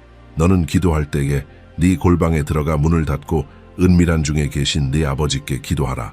마태복음 6장 6. 기도는 친밀함이고 피난처이며 영적인 능력입니다. 빌리 그레이엄은 종종 기도의 능력을 설명하기 위해 작고 따뜻한 이야기들을 전하곤 했습니다. 어느 설교에서는 매일 아침 가족 구성원 한 사람 한 사람을 위해 기도하던 한 노년의 여성에 대해 이야기했습니다. 그녀는 손으로 직접 쓴 리스트를 가지고 있었는데 거기에는 자녀들, 손주들, 조카들, 친구들, 심지어 이웃들의 이름까지 적혀 있었습니다. 놀랍게도 그중 많은 사람들이 수년 후에 예수님을 영접하게 되었습니다. 사람들이 그녀에게 어떻게 그렇게 기도할 수 있었냐고 물었을 때 그녀는 이렇게 대답했습니다. 저는 그냥 매일 하나님과 대화할 뿐이에요. 그분이 응답하실 때까지 멈추지 않아요. 이것이 바로 인내하는 믿음입니다. 당신은 어쩌면 자신의 기도가 너무 작고 약하고 하찮다고 느낄 수 있습니다. 그러나 하나님 앞에서 진심으로 드리는 모든 말은 향기로운 향처럼 하늘로 올라갑니다. 빌리는 자주 말했습니다. 하나님은 말의 아름다움을 보시는 것이 아니라 마음의 진실함을 보신다. 당신이 주님 도와주세요 라고 단 한마디밖에 할 수 없을지라도 그 말은 하나님의 마음을 감동시키기에 충분합니다. 중요한 것은 응답이 눈에 보이지 않더라도 기도를 멈추지 않는 것입니다. 지금 당신은 어떤 일을 겪고 있고 이렇게 생각할지도 모릅니다. 더 이상 기도해도 소용없어. 하지만 바로 그 순간이야말로 무릎을 꿇고 기도해야 할 때입니다. 기도는 상황을 바꾸기도 하지만 그보다 더 중요한 것은 당신 자신을 변화시킨다는 것입니다. 기도는 당신의 마음을 하나님의 마음과 일치시키고 당신의 영혼을 강하게 하며 길이 보이지 않는 곳에 길을 엽니다. 빌리 그레이엄은 종종 우리가 하나님의 역사를 보지 못하는 이유는 기도에 충분히 매달리지 않기 때문이라고 말했습니다. 그는 기도를 잠긴 문에 비유했는데 끈질기게 두드려야만 열린다고 했습니다. 그리고 그 문이 열릴 때 우리는 하나님께서 항상 그 자리에 계셨고 우리의 믿음을 기다리고 계셨음을 알게 됩니다. 기도는 우리가 짐을 내려놓고 평안을 받는 통로입니다. 우리의 염려를 내려놓고 인도하심을 받는 곳입니다. 우리가 기도할 때 하나님께서 일하십니다. 지금 당장은 보이지 않더라도 기도 하나하나가 영원의 밭에 심는 씨앗입니다. 계속 기도하십시오. 하나님은 들으십니다. 하나님은 일하십니다. 그리고 때가 되면 반드시 응답하실 것입니다. 정직하게 사는 삶의 중요성, 빌리 그레이엄은 언제나 참된 그리스도인은 아무도 보고 있지 않을 때조차 정직함으로 알려져야 한다고 강조했습니다. 그에게 진정한 믿음은 교회에서 하는 말이 아니라 아무도 보지 않을 때 우리가 선택하는 행동으로 측정된다고 했습니다. 그는 인생 전체를 통해 반복했던 말을 남겼습니다. 한 사람의 정직성이 온전하다면 어떤 폭풍도 견딜 수 있다. 이것은 단지 아름다운 말이 아니라 그리스도인의 삶에 있어 깊은 원칙입니다. 정직성은 압박이 닥칠 때 우리를 지탱해주는 힘입니다. 더 나아 보이기 위해 거짓말을 하거나 이익을 위해 부정직하게 행동하거나 편의를 위해 자신의 가치를 타협하지 않도록 막아주는 것입니다. 빌리는 정직함이야말로 우리의 믿음을 비추는 거울이라고 믿었습니다. 정직함이 없다면 믿음은 뿌리 없고 열매도 없는 피상적인 것이 됩니다. 그리고 세상은 우리가 말하는 것과 사는 모습이 일치하는지 지켜보는 눈으로 가득 차 있습니다. 성경은 이 점에 대해 분명히 말하고 있습니다. 의인은 자기의 성실함에 행하나니 그의 자손이 복을 받으리라. 잠언 20:7. 정직함은 우리 자신에게만 복이 되는 것이 아니라 다음 세대에게도 복이 됩니다. 정직한 남자 또는 여자는 세월이 흘러도 무너지지 않는 유산을 남깁니다. 빌리는 항상 이렇게 말했습니다. 정직하지 않은 삶은 일시적인 명성을 얻을 수 있지만 정직한 삶은 영원을 얻는다. 한 인터뷰에서 누군가 빌리 그레이엄에게 물었습니다. 그토록 많은 사람들이 당신을 신뢰하는 근거는 무엇입니까? 그는 이렇게 대답했습니다. 나는 내가 전하는 메시지를 삶으로 살려고 노력해왔습니다. 이것은 그가 완벽했다는 뜻이 아니라 삶과 메시지 사이의 일치를 추구했다는 뜻입니다. 그는 자신의 재능이 인격을 앞서지 않도록 했습니다. 이것은 모든 그리스도인이 반드시 이해해야 할 점입니다. 하나님은 아름다운 말이나 큰 업적보다 정직한 마음을 더 기뻐하십니다. 현실을 생각해 봅시다. 어떤 회사에서 일하는 사람이 있다고 합시다. 그곳은 거짓말이 난무하고 규칙을 어기고 승진을 위해서라면 무슨 일이든 하는 사람들이 가득합니다. 그리스도인인 그는 주변의 압박을 받습니다. 그러나 그는 진실을 택합니다. 설령 그 선택이 손해로 이어지더라도 말입니다. 사람들의 눈에는 어리석어 보일지 모르지만 하나님의 눈에는 그것이 진정한 영광입니다. 정직함은 때로 큰 대가를 요구하지만 정직하지 않음이 가져오는 대가는 훨씬 더 큽니다. 빌리는 성품이란 매일의 선택을 통해 하나하나 벽돌처럼 쌓아 올리는 것이라고 말했습니다. 거짓말로 상황을 모면하지 않기로 선택할 때, 잘못된 거스름돈을 되돌려줄 때, 약속을 지키기 어려워도 끝까지 지킬 때, 그런 선택들이 당신이 누구인지를 만들어 갑니다. 그리고 하나님은 진실한 마음을 기뻐하십니다. 물론 쉽지 않습니다. 우리 모두는 유혹을 받고 실수도 합니다. 하지만 정직함은 회개를 포함합니다. 빌리는 이렇게 가르쳤습니다. 정직하다는 것은 완벽하다는 것이 아니라 하나님 앞에서 진실하게 서는 것이며 자신의 잘못을 인정하고 투명하게 살려고 노력하는 것입니다. 정직한 그리스도인은 하나님의 임재를 잃느니 차라리 기회를 잃는 쪽을 선택하는 사람입니다. 결국 가장 중요한 것은 이것입니다. 언젠가 우리는 모두 하나님 앞에 설 것입니다. 그날 모든 것이 드러날 것입니다. 빌리 그레이엄은 이 사실을 항상 의식하며 살았습니다. 그는 사람을 두려워하지 않았고 오직 하나님을 기쁘시게 하길 원했습니다. 그리고 그는 우리에게 가르쳐줍니다. 정직하게 산다는 것은 결국 하늘을 바라보며 이 땅을 살아가는 삶이라는 것을. 성숙한 그리스도인의 증거로서의 용서의 능력. 빌리 그레이엄은 용서가 그리스도인이 할 수 있는 가장 위대한 믿음의 행위 중 하나라고 말했습니다. 그는 용서란 일어난 일을 무시하는 것이 아니라 더 이상 그 쓰라림의 무게를 지지 않겠다고 선택하는 것이라고 믿었습니다. 그는 설교 중 자주 이렇게 말하곤 했습니다. 용서는 자유케 합니다. 용서를 받는 사람뿐만 아니라 용서를 선택한 사람에게 더욱 그렇습니다. 성경은 분명히 말합니다. 서로 친절하게 하며 불쌍히 여기며 서로 용서하기를 하나님이 그리스도 안에서 너희를 용서하신 것 같이 하라. 에베소서 4:32. 빌리 그레이엄은 이렇게 가르쳤습니다. 하나님은 우리가 먼저 행하지 않으면 안 될 일을 요구하지 않으신다. 그분은 먼저 우리를 용서하셨습니다. 우리는 영원한 빚에서 용서받았습니다. 그렇다면 어찌 용서하지 않을 수 있겠습니까? 용서란 잊는 것도, 잘못을 받아들이는 것도, 다시 관계를 회복하는 것도 아닙니다. 그것은 마음의 태도입니다. 복수하고자 하는 마음을 내려놓는 것입니다. 상대방을 심판의 자리에 놓는 것이 아니라 하나님의 손에 맡기는 것입니다. 빌리는 많은 그리스도인들이 믿음이 부족해서가 아니라 용서하지 않아서 묶여 살아간다고 했습니다. 교회에 다니고 성경을 읽고 기도하면서도 마음속 깊은 곳에 묵은 원망을 품고 있어 그리스도께서 주시는 완전한 평안을 누리지 못하는 이들이 있다는 것입니다. 그가 전한 가장 인상 깊은 메시지 중 하나에서 빌리는 한 남자의 이야기를 전했습니다. 그는 어린 시절 자신을 버린 아버지에 대한 30년간의 상처를 간직하고 있었지만 결국 용서하기로 결심합니다. 그는 아버지에게 편지를 씁니다. 나는 아무것도 바라지 않습니다. 그저 자유롭고 싶습니다. 그 용서의 결단은 그의 인생을 송두리째 바꾸었습니다. 아버지가 달라졌기 때문이 아니라 그가 더 이상 과거의 포로로 살지 않기로 선택했기 때문입니다. 많은 사람들이 이렇게 말합니다. 그 사람은 내 용서를 받을 자격이 없어. 그러면 빌리는 이렇게 대답하곤 했습니다. 우리는 하나님의 용서를 받을 자격이 있었나요? 용서는 우리를 상처 준 사람에게 주는 상이 아닙니다. 그것은 공의의 재판장이신 하나님께 심판을 맡기는 결단입니다. 이렇게 말하는 것입니다. 주님, 저는 할 수 없지만 주님의 은혜로 저는 용서를 선택합니다. 이제 한번 상상해 보십시오. 만약 우리가 용서를 실천한다면 얼마나 많은 관계가 회복될 수 있을까요? 얼마나 많은 가정이 치유되고 결혼이 회복되고 우정이 다시 이어질 수 있을까요? 빌리는 우리에게 상기시켰습니다. 용서는 감정에서 시작되는 것이 아니라 결정에서 시작된다고. 당신은 여전히 고통을 느낄 수 있습니다. 그러나 용서를 선택할 때 치유는 시작됩니다. 용서는 약함의 표시가 아닙니다. 그것은 영적 성숙의 증거입니다. 우리를 상처 준 사람을 사랑하려면 강한 힘이 필요합니다. 그리고 그 힘은 하나님께로부터 옵니다. 예수님은 십자가 위에서 상처받고 조롱당하고 배신당한 가운데에서도 저주하지 않으셨습니다. 대신 이렇게 기도하셨습니다. 아버지여, 저들을 사하여 주옵소서. 자기들이 하는 것을 알지 못함이니이다. 누가복음 23:34. 이것이 가장 순수한 형태의 복음입니다. 빌리 그레이엄은 이렇게 믿었습니다. 강한 교회란 많은 프로그램과 이벤트를 가진 교회가 아니라 용서할 줄 아는 사람들이 모인 교회라고.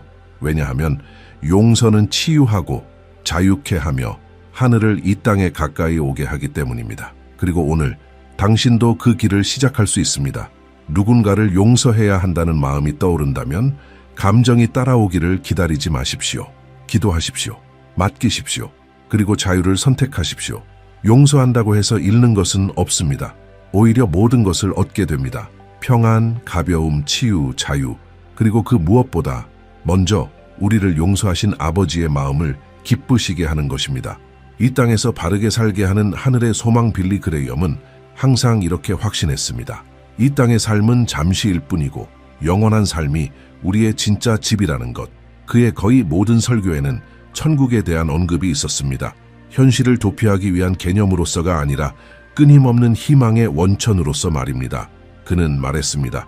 천국은 실제입니다. 언젠가 나는 그곳에 있을 것입니다. 그 사실이 나를 계속 전진하게 합니다. 성경은 이렇게 상기시킵니다.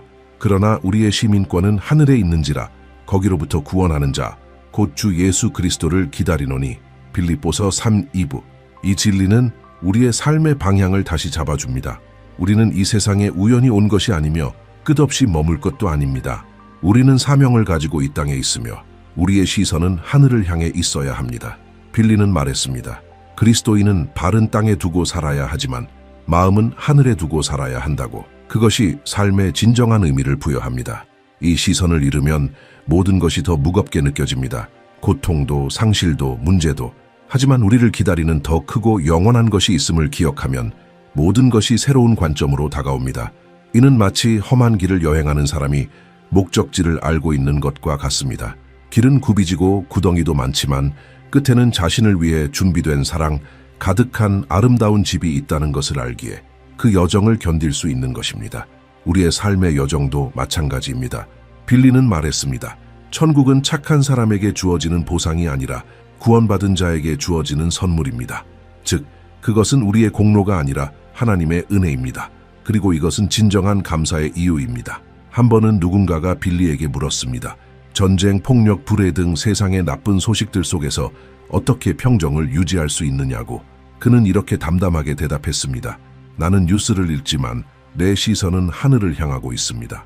그것은 현실을 외면하는 태도가 아니라 바른 관점을 가진 믿음이었습니다. 그는 성경이 말하듯 세상이 악한 자의 권세 아래 있음을 알았지만 그 가운데서도 하나님은 여전히 주권자이시며 결국 선이 승리할 것을 믿었습니다. 이 소망이 그를 비극과 상실, 실망 속에서도 흔들리지 않게 해주었습니다. 이제 한번 생각해 보십시오. 중병을 앓고 있거나 사랑하는 사람을 잃었거나 깊은 슬픔의 시기를 지나고 있는 누군가에게 하늘의 약속은 너무 멀고 어쩌면 허상처럼 느껴질 수도 있습니다. 그러나 빌리는 우리에게 가르쳤습니다. 이 소망은 단지 아름다운 생각이 아니라 그리스도의 부활 위에 세워진 확실한 진리라고. 예수님께서 죽음을 이기셨기에 우리도 죽음을 이길 것입니다. 그리고 천국은 단지 미래의 약속이 아닙니다. 지금 우리의 삶에 영향을 주는 진리입니다. 천국의 소망은 우리가 용서하고 사랑하고 섬기며 목적을 가지고 살아가도록 도와줍니다. 빌리 그레이엄은 또한 말했습니다. 천국을 기억할 때 그리스도인은 거룩한 삶을 살도록 동기를 부여받아야 한다고. 결국 우리가 하나님과 영원히 함께하기를 소망한다면서도 이 땅에서 하나님께 무관심한 태도를 보인다면 그것은 모순된 것입니다. 천국의 소망은 우리를 거룩함으로, 헌신으로, 순종으로 부르십니다. 그것은 두려움에서 비롯된 것이 아니라 사랑에서 비롯된 반응입니다. 천국을 믿음으로 기다리는 사람은 이 땅에서 책임감 있게 살아갑니다. 그리고 이 모든 것 속에는 참으로 아름다운 점이 있습니다. 천국의 소망을 둘 때 우리는 이 땅의 덧없는 것들에 대한 집착에서 벗어나게 됩니다. 돈, 지위, 재물, 이런 것들은 우리를 정의하지 않습니다. 우리를 정의하는 것은 바로 우리가 하나님의 자녀이며 영원한 생명의 상속자라는 사실입니다. 빌리는 자주 말했습니다. 가장 가난한 그리스도인이라 할지라도 그가 그리스도를 가졌다면 그리스도 없는 온 세상보다 더 부유하다. 그러므로 오늘 당신의 짐이 무겁다면 시선을 들어 하늘을 바라보십시오. 천국은 멀지 않습니다. 그리고 그 확신은 당신에게 새로운 힘을 줄 수 있습니다. 바울이 말했던 것처럼 생각건대 현재의 고난은 장차 우리에게 나타날 영광과 비교할 수 없도다. 로마서 8:18. 빌리 그레이엄은 이 소망을 마지막 날까지 붙들고 살았습니다. 그리고 지금 그는 틀림없이 그리스도와 함께 영원을 누리고 있을 것입니다. 바로 우리에게도 예비된 그 영원한 삶 말입니다. 진정한 그리스도인의 특징으로서의 실천적 사랑. 빌리 그레이엄에게 사랑은 막연한 감정이 아니라 구체적인 행동이었습니다. 그는 자주 말했습니다. 세상은 신학적 논쟁으로 정복되지 않을 것입니다. 세상을 변화시키는 것은 보고 만지고 삶을 바꾸는 사랑입니다. 실제로 사랑은 참된 그리스도인의 대표적인 특징입니다. 예수님께서도 말씀하셨습니다. 너희가 서로 사랑하면 이로써 모든 사람이 너희가 내 제자인 줄 알리라. 요한복음 13:35. 빌리는 믿었습니다. 가장 견고한 벽을 허물고 깊은 상처를 치유하며 가장 완고한 마음을 움직일 수 있는 것은 바로 사랑이라고. 이 사랑은 이론적인 것이 아니라 무릎 꿇고 도우며 용서하고 경청하고 섬기고 희생하는 사랑입니다.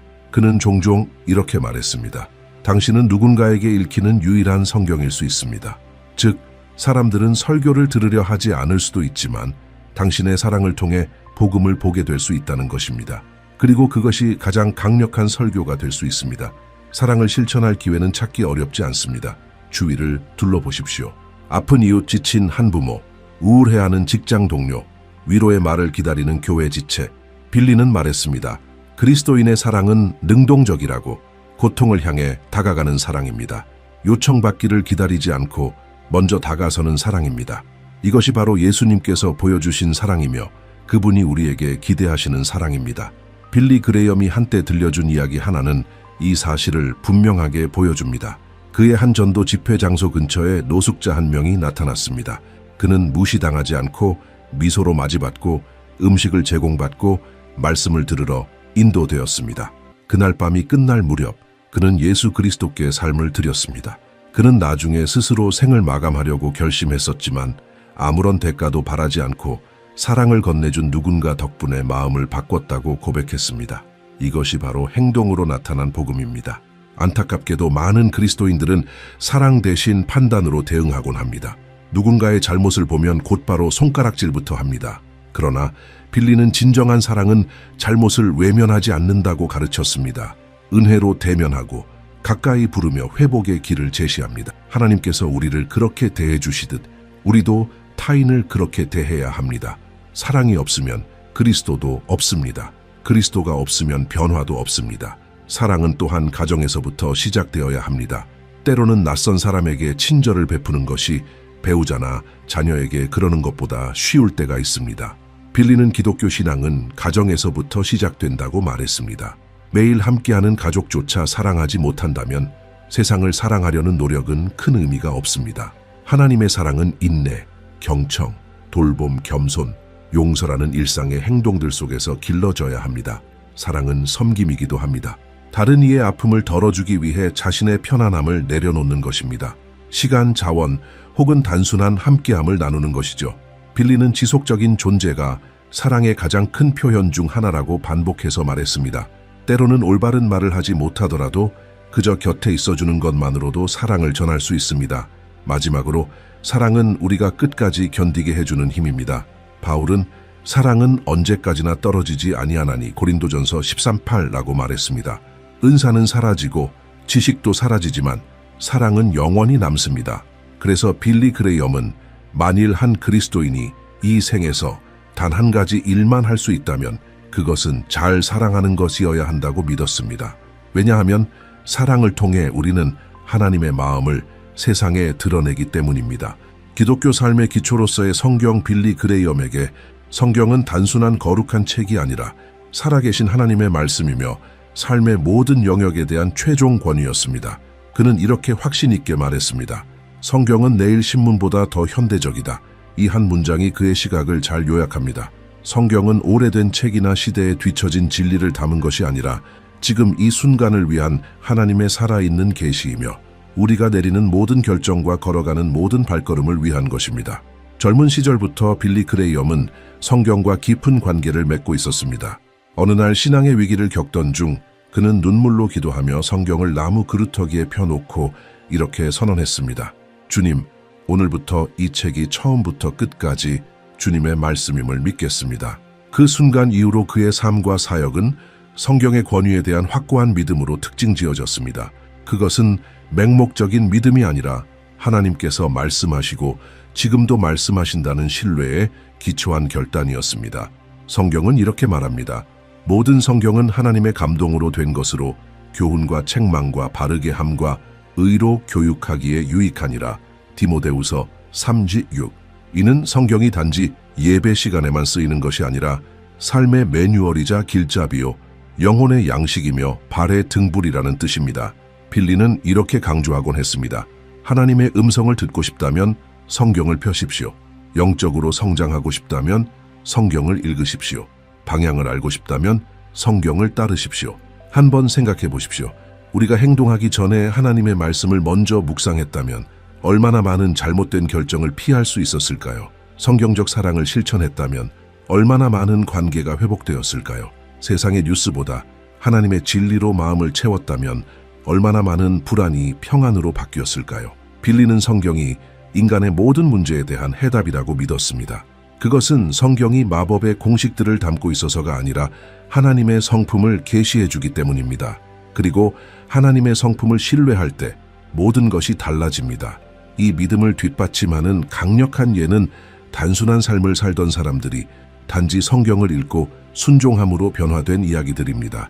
빌리는 마약 문제로 수감된 한 청년에 대해 자주 이야기했습니다. 그는 감옥에서 우연히 성경을 발견했고 별다른 지식도 없이 복음서를 매일 읽기 시작했습니다. 그러자 그의 생각이 점점 바뀌고 감정이 차분해지며 하나님의 사랑을 받아들일 수 있는 마음이 열렸습니다.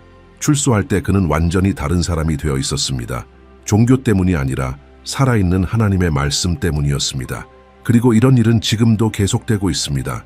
과거가 어떠하든 학력이 어떠하든 상황이 어떠하든 상관없습니다. 성경은 모두를 위한 책입니다. 빌리는 말하곤 했습니다.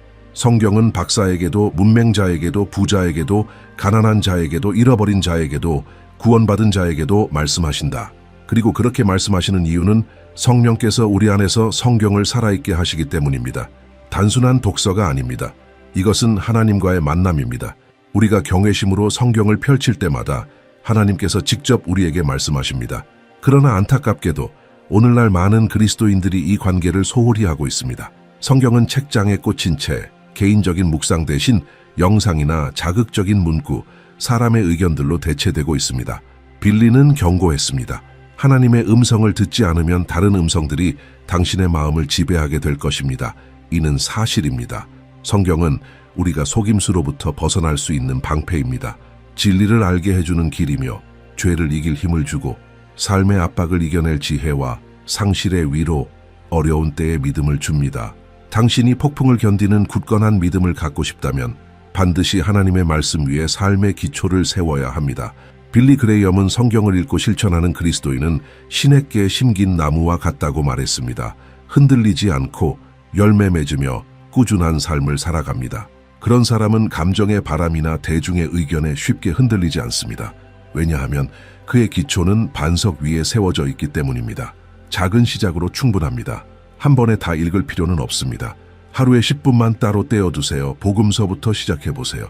읽기 전에 기도하세요. 주님, 제게 말씀해 주세요. 그러면 하나님은 반드시 말씀하십니다. 성경은 기계적으로 이해하려고 읽는 책이 아닙니다. 열린 마음으로 탐험해야 할 보물입니다. 믿음으로 읽고 경외심으로 묵상하며 순종으로 살아내야 합니다. 빌리 그레이엄은 많은 가르침을 남겼지만 어쩌면 그중 가장 위대한 가르침은 이것이었습니다. 성경을 손에 들고 마음은 하늘을 향하라. 그렇게 살면 당신의 신앙은 깊은 뿌리를 내리고 하나님께 영광을 돌리는 열매를 맺게 될 것입니다. 그리고 이 세상의 어떤 것도 당신을 흔들 수 없을 것입니다. 우리는 지금까지 빌리 그레이엄의 가르침을 따라 깊은 여정을 걸어왔습니다. 그는 확고한 믿음과 단순한 말, 복음에 대한 진실한 사랑으로 세상에 깊은 흔적을 남긴 인물이었습니다. 이번 영상에서는 당신의 영적 삶을 변화시킬 수 있는 7가지 기독교 원칙을 함께 살펴보았습니다. 그리고 이 원칙들은 실제로 진심으로 살아낼 때에만 진정한 능력을 발휘합니다. 첫 번째 원칙에서는 상황을 넘어 하나님을 신뢰하는 법에 대해 이야기했습니다. 진정한 평안은 모든 것을 통제하는 데서 오는 것이 아니라 우리가 바꿀 수 없는 것들을 전능하신 하나님의 손에 맡길 때 온다는 것을 배웠습니다.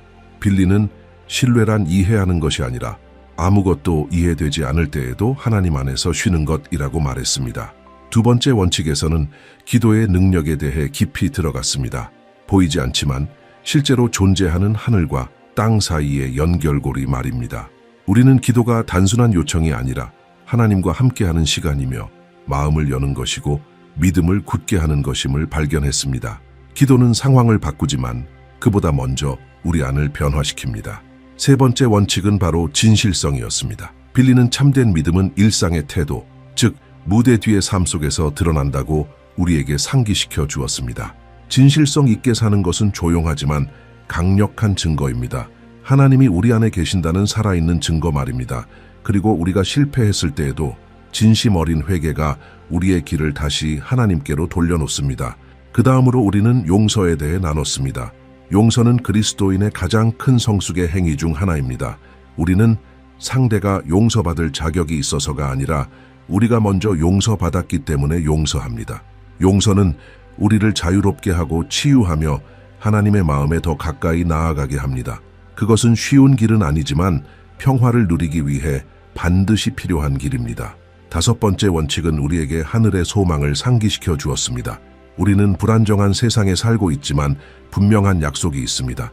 하늘은 실제로 존재하며 우리는 그곳을 향해 나아가고 있습니다. 이 소망은 우리의 일상의 힘이 되어야 합니다. 계속 전진할 수 있는 힘, 상실 속에서의 위로, 그리고 목적 있는 삶을 살기 위한 방향이 되어줍니다. 여섯 번째 원칙에서는 실천하는 사랑에 대해 나누었습니다. 사랑한다고 말하는 것만으로는 부족합니다. 행동으로 보여줘야 합니다. 빌리 그레이엄은 우리에게 이렇게 가르쳤습니다. 만질 수 있고 섬기며 용서하는 사랑이 바로 사람을 변화시키는 사랑입니다. 세상은 진정한 사랑에 굶주려 있고 우리 그리스도인들은 그 사랑을 매일 살아내도록 부름받았습니다. 마지막으로 우리는 성경이 기독교 삶의 기초임을 되새겼습니다. 하나님의 말씀은 단순한 책이 아니라 우리의 삶의 매뉴얼이자 지혜의 원천이며 매일의 양식입니다. 우리가 영적으로 성장하길 원한다면 반드시 말씀의 뿌리를 내려야 합니다. 그것은 빌리 그레이엄이 마지막 날까지 삶으로 보여준 길이었습니다. 이 7가지 원칙은 이론이 아닙니다. 지금 당장 실천할 수 있는 실제적인 길입니다. 그리고 당신은 혼자가 아닙니다. 성령님께서 매 걸음마다 함께 하시며 가르치시고 책망하시며 힘을 주십니다. 이제 당신에게 드리는 초대는 단순하지만 깊은 의미를 담고 있습니다. 이 원칙들 중 하나를 선택해 이번 주에 실천해 보세요. 어쩌면 누군가를 용서해야 할 수도 있고 성경 읽기를 다시 시작해야 할 수도 있으며 싸움 앞에서 하나님을 더 신뢰해야 할 수도 있습니다. 이상적인 때를 기다리지 마십시오. 지금 당신이 있는 그 자리에서 가진 것으로 시작하세요. 하나님은 믿음으로 내딛는 작은 결정을 귀하게 여기시고 반드시 기뻐하십니다. 빌리 그레이엄의 말이 우리의 마음속에서 계속 울려 퍼지기를 바랍니다. 기독교 신앙은 단순하지만 강력하며 하나님을 위해 사는 삶이야말로 인간이 가질 수 있는 가장 위대한 목적이라는 것을 당신이 지금 어디에 있든지 상관없습니다. 하나님은 당신을 더 큰 믿음, 더 깊은 사랑, 더 넓은 용서와 소망의 삶으로 부르고 계십니다. 성경에 이렇게 기록되어 있습니다. 주의 말씀은 내 발의 등이요 내 길의 빛이니이다. 시편 110:9. 이 빛과 함께 매일 걸어가십시오. 그러면 당신은 결코 길을 잃지 않을 것입니다. 이제 댓글에 남겨주세요. 오늘 당신의 마음에 가장 깊이 다가온 원칙은 무엇이었나요? 짧게라도 은혜로운 한마디를 써보세요. 당신의 간증이 누군가의 영적 여정에 큰 축복이 될 수 있습니다. 아직 채널을 구독하지 않았다면 지금 바로 구독 버튼을 누르고 알림 설정도 해주세요. 매일 올라오는 메시지가 당신의 믿음을 더욱 굳건하게 하고 하나님과 더 가까워지게 도와줄 것입니다. 그리고 지금 이 화면에 나타날 다음 영상을 꼭 시청하세요. 당신의 영적 여정을 더욱 깊이 있게 인도할 놀라운 주제가 기다리고 있습니다. 하나님께서 당신의 삶과 그분과의 걸음을 풍성히 축복하시길 바랍니다. 다음 영상에서 만나요. 하나님께 영광. 그러므로 누구든지 그리스도 안에 있으면 새로운 피조물입니다. 이전 것은 지나갔으니 보십시오. 새 것이 되었도다. 고린도후서 5장 17절. 여러분은 우주를 창조하신 하나님께서 지금 이 순간에도 여러분을 새로운 존재로 빚어가고 계시다는 사실을 생각해 본 적이 있나요? 하나님은 여러분의 싸움과 의심, 심지어는 실패 속에서도 조용히 역사하시며 이전과는 전혀 다른 사람으로 변화시키고 계십니다. 이 과정은 우연이 아닙니다. 하나님은 의도적으로 능력으로 사랑으로 여러분을 변화시키고 계십니다. 역사상 가장 위대한 복음 전도자 중 한 사람인 빌리 그레이엄은 이렇게 말했습니다. 하나님은 우리가 같은 모습으로 머무는 것을 결코 원치 않으십니다. 하나님은 우리가 변화되기를 원하십니다. 이 메시지는 여러분을 위한 것입니다. 때때로 영적으로 제자리 걸음을 하고 있다고 느끼는 여러분, 기도는 하지만 하나님이 침묵하시는 것 같아 낙심하는 여러분, 그리고 이렇게 생각하는 여러분, 과연 나는 하나님께서 부르신 그 사람이 될 수 있을까? 정답은 예입니다. 아니, 단순한 예가 아니라 여러분은 이미 그 길 위에 있습니다. 지금 이 글을 읽고 있다는 것 자체가 성령님께서 여러분을 계속해서 변화시키기 위해 부르고 계신다는 증거입니다. 기독교 신앙에서 개인의 변화는 가장 아름다운 약속 중 하나입니다. 예수님께서 오신 이유는 단순히 죄로부터 구원하시기 위함만이 아니라 우리를 새롭게 하시기 위함입니다. 예수님은 우리의 옛 본성을 벗겨내고 하나님의 성품에 기초한 새로운 정체성을 우리에게 주시기 위해 오셨습니다. 더 놀라운 것은 하나님은 여러분이 준비된 상태가 되기를 기다리지 않으신다는 점입니다. 하나님은 지금 여러분이 있는 그 자리에서 시작하십니다. 하나님은 여러분이 잊고 싶어 하는 과거조차도 사용하셔서 새로운 이야기를 써 내려가십니다. 빌리 그레이엄이 말했듯이 성경은 우리가 그리스도께 나아갈 때 새로운 피조물이 된다고 말합니다. 하나님은 용서하시고 깨끗하게 하시며 회복시키시고 우리 안에 새로운 역사를 시작하십니다. 이번 영상에서는 하나님의 말씀을 바탕으로 하나님께서 우리를 어떻게 안에서부터 변화시키시는지를 보여주는 깊이 있고 강력한 원칙들을 나눌 것입니다. 이 영상을 다 보고 나면 여러분은 더 이상 같은 사람이 아닐 것입니다. 왜냐하면 하나님의 말씀은 결코 헛되이 돌아가지 않으며 믿음과 열린 마음으로 말씀에 나아가는 사람은 반드시 변화되기 때문입니다. 만약 이 메시지가 이미 여러분의 마음에 닿았다면 지금 바로 채널을 구독해 주세요. 여러분의 믿음은 하나님의 진리로 끊임없이 공급받아야 하며 우리는 그 진리를 진지함과 사랑 그리고 그리스도에 대한 헌신으로 전하고 있습니다. 원칙 1. 하나님은 당신을 통해 일하시기 전에 당신 안에서 일하십니다. 빌리 그레이엄은 하나님은 있는 그대로의 우리를 사랑하시지만 그대로 두기에는 우리를 너무 사랑하신다고 말하곤 했습니다. 이 말은 하나님께서 우리 삶에서 어떻게 역사하시는지를 생각할 때 큰 의미를 갖습니다. 우리는 종종 하나님 손안에서 강력한 도구가 되기를 원하고 섬기고 영향력을 끼치고 전하고 세상에 변화를 주고 싶어 합니다. 하지만 그 어떤 공적 행동보다 먼저 하나님께서는 깊고 개인적인 내적 작업을 먼저 하십니다. 하나님은 도구를 사용하시기 전에 먼저 그릇을 만지십니다. 성경 전체에서 이 패턴을 볼 수 있습니다. 다윗이 왕이 되기 전 그는 양을 치는 목자였습니다. 모세가 백성을 해방시키기 전 그는 사막에서 40년을 보냈습니다. 심지어 하나님의 아들 예수님조차 사역을 시작하기 전 30년 동안 평범한 삶 속에 계셨습니다. 왜일까요? 하나님은 서두르지 않으시고 목적을 가지고 일하시기 때문입니다.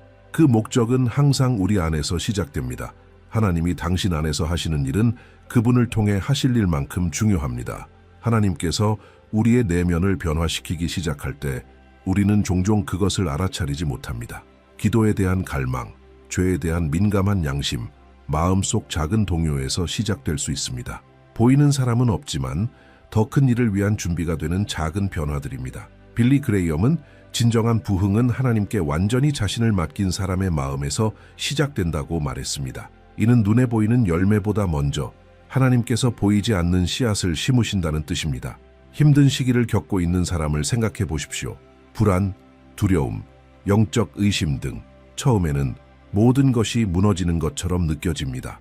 하지만 사실은 하나님께서 더 이상 필요 없는 것을 제거하고 더 단단한 기초를 놓으시는 과정일 수 있습니다. 나무를 가지치기 할 때 마른 가지를 제거하여 새 가지가 더 강하게 자라도록 하는 것과 같습니다. 때로 하나님은 불편한 상황을 허락하셔서 우리가 진정 누구인지 드러나게 하시고 치유하고 바로잡고 재건하실 수 있습니다. 또한 우리는 멈춰 있는 것 같고 아무 일도 일어나지 않는 것처럼 느낄 때가 있습니다. 문은 열리지 않고 기도에 즉각적인 응답이 없는 것처럼 보입니다. 이런 순간에 적은 하나님이 우리를 잊으셨다고 속삭이려 합니다. 그러나 빌리 그레이엄은 이렇게 말합니다. 하나님의 음성을 들을 수 없을 때 그것은 하나님께서 우리가 생각하는 것보다 더 바쁘게 우리를 위해 일하고 계시기 때문입니다. 하나님의 침묵은 부재가 아니라 준비입니다. 바로 그 침묵 속에서 하나님은 인격, 인내, 겸손, 믿음, 순종을 다듬고 계십니다. 선교사가 되고 싶어하는 한 젊은 여성을 생각해 보세요. 그녀는 기도하고 찾아보고 준비하지만 문은 열리지 않습니다. 대신 내면의 싸움이 시작됩니다. 해결이 필요한 감정, 상처받은 마음, 숨겨진 불안감들이 드러나기 시작합니다. 시간이 지나면서 그녀는 깨닫게 됩니다. 하나님께서 먼저 그녀의 마음을 돌보고 계셨다는 것을. 하나님은 그녀의 정서적 의존성을 다루시고 그 안에서 그녀의 정체성을 굳건히 세우며 아무것도 의미 없어 보일 때조차 신뢰하는 법을 가르치십니다. 그리고 나서야 진짜 기회가 나타납니다. 그녀는 만약 그때 준비되지 않은 상태로 나갔다면 미성숙하고 준비되지 않은 상태였을 것임을 깨닫습니다. 하나님은 동시에 그녀를 보호하고 준비시키고 계셨던 것입니다. 많은 사람이 잊는 것은 바로 이것입니다. 하나님은 늦지 않으시며 보호하십니다. 하나님께서 우리를 붙잡으실 때는 우리를 빚으시기 위함입니다. 숨기실 때는 우리를 강하게 하시기 위함입니다. 그리고 드러내실 때는 이미 우리를 준비시키셨기 때문입니다. 빌리 그레이엄은 이렇게 말했습니다. 하나님께서 당신을 더 많이 사용하시고 싶으실수록 당신 안에서 더 많이 일하십니다. 성숙한 영적 삶 없이 참된 사역은 존재하지 않으며 성숙함 없이 과정도 없습니다. 하지만 이 과정은 결코 무겁게 느껴져야 하는 것은 아닙니다. 하나님께서 완벽함을 요구하시는 것이 아닙니다. 하나님은 우리를 예수님과 닮게 만들기 위해 초대하고 계십니다. 그것은 작은 일에서부터 시작됩니다. 아무도 보지 않을 때 신실함을 지키는 것, 사랑하기 어려운 사람을 사랑하는 것, 거짓말이 더 쉬운 상황에서도 진리를 선택하는 것, 마음이 상해 있어도 용서할 준비를 하는 것, 바로 이런 순간들 속에서 하나님은 우리를 빚고 계십니다. 직장에서 아무도 알아주지 않아도 정직하게 행동하는 것, 하나님께서 당신 안에서 일하시는 것입니다. 상처 준 사람을 위해 기도하는 것, 하나님께서 마음을 정련하시는 것입니다. 하나님께 순종하기 위해 사랑하는 것을 포기하는 것, 그 순간 변화가 일어나는 것입니다. 시간이 지나면서 그 새로운 당신이 드러나기 시작합니다. 사람들은 당신 안에 특별한 무언가가 있음을 느낍니다. 당신의 믿음은 말로만 존재하는 것이 아니라 삶 속에서 살아있게 됩니다. 아무것도 강요하지 않아도 당신의 삶은 다른 사람에게 영향을 미칩니다. 그것은 하나님께서 이미 당신 안에서 일하셨기 때문에 이제 당신을 통해 흐르시는 것입니다. 빌리 그레이엄은 또한 한 기독교인의 진정한 힘은 신앙생활에서 나온다고 믿었습니다. 큰 도전을 마주할 때 필요한 것은 재능이 아니라 하나님과의 친밀함입니다. 많은 사람이 하나님을 위해 큰 일을 하고 싶어 하지만 기도와 말씀 읽기, 영적 성장에 시간을 투자하려 하지 않습니다. 하나님의 부르심은 먼저 행하는 것이 아니라 있는 것입니다. 하나님은 우리를 자녀로, 제자로, 그릇으로 부르시며 행동은 그 다음입니다. 그러므로 만약 당신이 지금 과정 중에 있다고 느낀다면 낙심하지 마세요. 일이 아직 꿈꾸던 대로 이루어지지 않았다고 해서 하나님께서 당신을 잊으셨다고 생각하지 마세요. 하나님은 지금 그 어느 때보다 가까이 계십니다. 하나님은 인내로 일하고 계십니다. 왜냐하면 당신이 아직 보지 못한 것을 하나님은 보고 계시기 때문입니다. 하나님은 무엇을 준비하고 계신지 아시며 당신이 준비될 수 있도록 보장하시고 싶어 하십니다. 당신은 미완성 작품이 아닙니다. 당신은 진행 중인 작품이며 당신의 삶을 빚어가시는 예술가는 바로 하나님이십니다. 하나님은 결코 실수하지 않으십니다. 고통을 헛되이 쓰지 않으시며 눈물을 무시하지 않으십니다. 하나님은 그리스도가 당신 안에서 완전히 형성될 때까지 일하십니다. 빌립보서 2장 13절의 말씀을 기억하세요. 하나님이 너희 안에서 자기의 기쁘신 뜻을 따라 행하게 하시며 또한 생각하게 하시는 이시니라. 이는 당신이 혼자가 아님을 의미합니다. 변화를 향한 당신의 욕구조차 하나님께로부터 옵니다. 그리고 이 선한 일을 완성하실 분도 하나님이십니다. 과정과 도공을 신뢰하세요. 하나님께서 세상을 변화시키기 위해 당신을 사용하시기 전에 먼저 당신 안을 변화시키고 싶어 하십니다. 원칙 D. 진정한 변화는 회개와 믿음에서 시작됩니다. 빌리 그레이엄은 진정한 변화는 진실한 회개와 참된 믿음 없이는 일어나지 않는다고 항상 강조했습니다. 그에게 기독교 신앙은 단순한 행동 수정이나 도덕적 개선이 아니라 마음의 깊은 변화였습니다. 그는 자주 기독교 신앙의 가장 큰 적은 죄 자체가 아니라 회개하지 않음이다 라고 말했습니다. 하나님은 변화가 필요함을 인정하지 않는 마음을 변화시키실 수 없기 때문입니다. 성경적 의미의 회개는 단순한 죄책감이나 후회가 아닙니다. 그것은 방향을 바꾸는 것입니다. 우리가 가고 있는 길이 하나님께로 인도하지 못함을 깨닫고 겸손히 하나님께로 돌아서기로 결정하는 것입니다. 빌리 그레이엄은 많은 사람이 하나님의 평화, 보호, 축복과 같은 혜택은 원하지만 자신의 삶을 통제하는 것을 포기하지 않는다고 설명했습니다. 그러나 하나님은 부분적으로 변화를 주지 않으십니다. 하나님이 들어오실 때 완전히 들어오십니다. 예수님은 사역을 시작하시며 단순하고 명확한 메시지를 전하셨습니다. 회개하고 복음을 믿으라.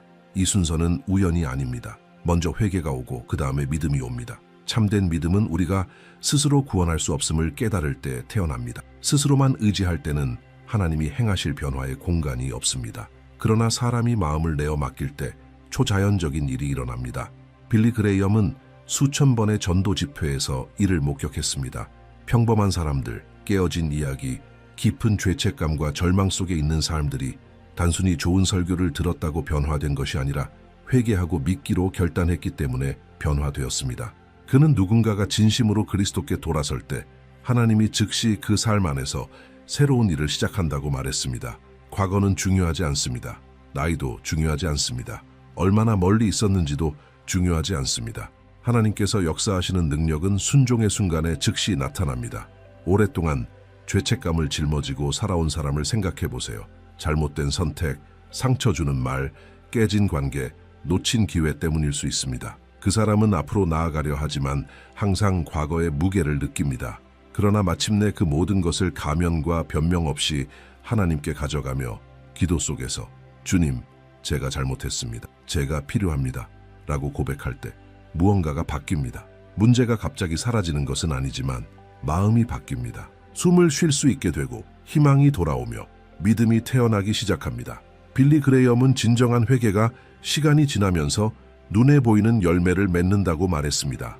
완벽함이 아니라 방향의 문제입니다. 사람은 흠없는 존재가 되지는 않지만 하나님을 기쁘시게 하고자 하는 마음을 갖게 됩니다. 이전에는 당연하게 여겼던 것들이 불편하게 느껴지고 불가능해 보였던 일들이 성령님의 도움으로 극복되기 시작합니다. 이것이 하나님께서 내면에서부터 변화시키시는 과정입니다. 믿음은 이 과정의 자연스러운 연속입니다. 회개는 하나님께 얼굴을 돌리는 것이고 믿음은 하나님이 말씀하신 그대로이심을 신뢰하며 발걸음을 내딛는 것입니다. 믿음은 항상 감정을 느끼는 것이 아니라 아무것도 느끼지 못할 때조차 신뢰하는 것입니다. 빌리 그레이엄은 기독교 신앙의 믿음은 감정이 아니라 하나님의 말씀의 진리에 기반한다고 가르쳤습니다. 마음이 확고하고 자신감 있는 날도 있고 지치고 혼란스러운 날도 있습니다. 그럼에도 믿음은 그리스도 안에 굳건히 서 있기 때문에 흔들리지 않습니다. 예수를 믿기로 결단했지만 여전히 유혹과 의심, 내적 싸움을 겪는 사람을 상상해 보세요. 이는 변화가 일어나지 않았다는 뜻이 아닙니다. 변화가 시작되었음을 의미합니다. 빌리 그레이엄은 영적 성장은 매일의 과정임을 경고했습니다. 믿음은 근육처럼 훈련이 필요합니다. 하나님을 신뢰할수록 믿음은 강해지고 실패할 때마다 회개로 돌아갈수록 마음은 하나님 음성에 더 민감해집니다. 또한 회개가 단 한 번, 즉 처음 믿음을 고백하는 날에만 일어나는 것이라고 생각하는 사람들도 있습니다. 빌리 그레이엄은 이에 동의하지 않았습니다. 그는 회개가 그리스도인 삶의 여정 속에서 계속되는 과정이라고 가르쳤습니다. 성령님께서 우리를 책망하실 때마다 우리는 두 가지 선택을 가집니다. 마음을 완악하게 하거나 하나님 앞에 겸손히 나아가는 것.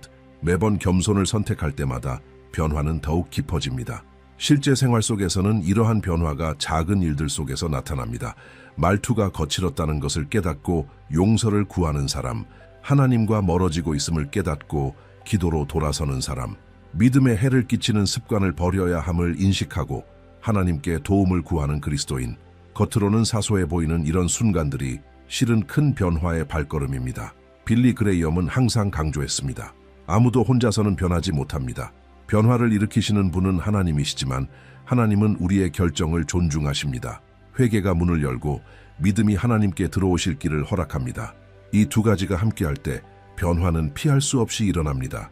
삶은 새로운 의미를 얻고 과거는 더 이상 감옥이 아니라 하나님께서 이루실 수 있는 일에 대한 증거가 됩니다. 그러므로 하나님께서 당신을 변화시키기 위해 부르신다고 느낀다면 저항하지 마세요. 준비된 상태를 기다리지 마세요. 있는 그대로 결점과 두려움, 의심을 안고 나아가세요. 빌리 그레이엄은 이렇게 말했습니다. 하나님은 능력 있는 사람을 부르지 않으시고 부르신 사람을 능력 있게 하십니다. 모든 것은 마음이 겸손하고 믿고자 하는 마음에서 시작됩니다. 하나님의 약속은 여전히 진실합니다. 하나님이여, 마음이 상하고 찢어진 자를 주께서 멸시하지 아니하시리. 진실한 회개와 참된 믿음이 있을 때 하나님은 당신을 이전과는 전혀 다른 사람으로 만들어 가십니다. 스스로의 힘이 아니라 하나님의 능력으로 말입니다. 원칙 3. 하나님은 시련을 통해 당신의 인격을 빚으십니다. 빌리 그레이엄 메시지에서 가장 강력한 부분 중 하나는 하나님은 어떤 고통도 헛되이 쓰지 않으신다는 확신이었습니다. 그는 말했습니다. 인생의 어려움, 사막과 같은 시기, 시련, 실패조차도 변화의 장애물이 아니라 하나님께서 우리를 빚으시는 도구라는 것입니다. 그리스도인의 인격은 평탄한 시기에 형성되지 않고 시련의 불 속에서 단련됩니다. 그리고 종종 그 순간에 우리는 스스로는 결코 될 수 없었던 사람으로 변화됩니다. 성경에는 이러한 사례가 많습니다. 요셉은 형들에게 팔리고 억울하게 누명을 쓰고 감옥에 갇혔다가 이집트 총리가 되었습니다. 다윗은 사울에게 수년간 쫓기면서도 왕위에 오르기 전까지 인내했습니다. 바울은 난파, 투옥, 박해를 겪었습니다. 이들 모두 평탄한 삶을 살지는 않았지만 하나님께 깊이 변화되고 사용되었습니다. 시련 때문에가 아니라 시련을 통해서였습니다. 빌리 그레이엄은 깊은 상실, 어려운 진단, 가족 위기 등을 겪은 사람들이 고통 속에서도 더 견고하고 성숙한 새로운 믿음을 발견한 이야기를 자주 들려주었습니다. 그는 말했습니다. 어려움은 사람을 무너뜨리거나 하나님께 더 가까이 나아가게 할 수 있습니다.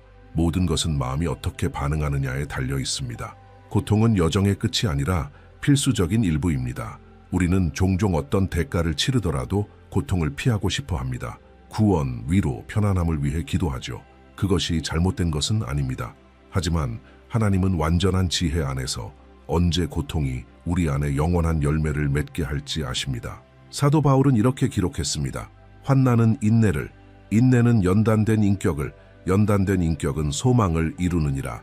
즉, 고통에도 목적이 있습니다. 예를 들어 심각한 경제적 어려움을 겪는 한 가정을 생각해 보세요. 처음에는 모든 것이 무너지는 것처럼 느껴집니다. 연체된 청구서, 매일의 걱정, 잠 못 이루는 밤들. 하지만 시간이 지나면서 변화가 시작됩니다. 가족은 함께 더욱 간절히 기도하고 더 단단히 결속되며 작은 것에도 감사하는 법을 배우고 모든 일에서 하나님께 의지하게 됩니다. 상황이 회복되었을 때 그들은 더 이상 예전의 모습이 아닙니다. 부족함은 풍요로움이 가르쳐 줄 수 없는 것, 즉 감사, 의존, 믿음을 가르쳐 주었습니다. 빌리 그레이엄은 자신의 가장 큰 영적 성장이 무대와 군중이 아닌 조용한 뒷방에서 이루어졌음을 종종 기억했습니다. 그곳은 내적 싸움의 시간, 답 없는 질문들, 무릎 꿇은 기도의 시간이었습니다. 그는 하나님께서 흘린 눈물 하나하나를 통해 자신을 그리스도께 더 가까이 이끄신다는 것을 알았습니다. 그는 말했습니다. 예수님이 당신에게 필요한 전부임을 알게 되는 유일한 순간은 예수님이 당신에게 남은 전부가 되었을 때입니다. 시련은 우리가 누구인지를 드러냅니다. 모든 것이 평안할 때는 강한 척하기 쉽지만 발밑에서 땅이 사라질 때야말로 우리의 참된 힘이 어디서 오는지 알게 됩니다. 그 힘이 하나님 안에 굳게 서 있다면 우리는 상처받아도 계속 나아갈 수 있고 지쳐도 기도할 수 있으며 이해하지 못해도 신뢰할 수 있습니다. 특히 감동적인 예는 오랜 세월 가족을 위해 기도했지만 남편은 떠나고 자녀들은 신앙에서 멀어진 한 여인의 이야기입니다. 그녀는 분노할 수도 있었지만 계속 기도하며 하나님을 섬기기로 선택했습니다. 수년간 아무 변화가 없었지만 그녀의 믿음은 자라났습니다. 더 인내하며 은혜로 충만하고 다른 사람의 고통에 민감해졌습니다. 수년 후 남편은 돌아왔고 자녀들은 다시 그리스도와 함께 걷기 시작했습니다. 그녀는 말했습니다. 고통은 내 삶의 가장 큰 학교였다. 그리고 모든 것은 보이지 않아도 신뢰하기로 한 한 가지 선택에서 시작되었습니다. 하나님은 우리의 시련을 단순히 무엇을 가르치기 위해서가 아니라 우리를 누구로 만드시기 위해 사용하십니다. 그것은 단순한 교훈이 아니라 우리가 살아내는 변화입니다. 죽음의 그림자가 드리운 골짜기를 지나 믿음이 새로워진 채로 나올 때 우리는 하나님의 능력을 생생히 증거하는 삶을 살게 됩니다. 시련은 상처를 남기지만 동시에 성숙함도 남깁니다. 빌리 그레이엄은 그리스도도 고통을 겪으셨음을 우리에게 상기시킵니다. 예수님은 배신당하고 거부당하고 모욕을 받으시고 십자가에 달리셨습니다. 그리고 세상에서 환난이 있음을 우리에게 가르치셨지만 담대하라고 말씀하셨습니다. 왜냐하면 예수님께서 세상을 이기셨기 때문입니다. 그리스도인은 고통 없는 삶을 사는 사람이 아니라 고통 속에서 의미를 발견하는 사람입니다. 고통의 현실을 부정하지 않으면서도 그 안에서 하나님의 주권을 믿는 사람입니다. 일상 속에서는 여러 형태로 나타날 수 있습니다.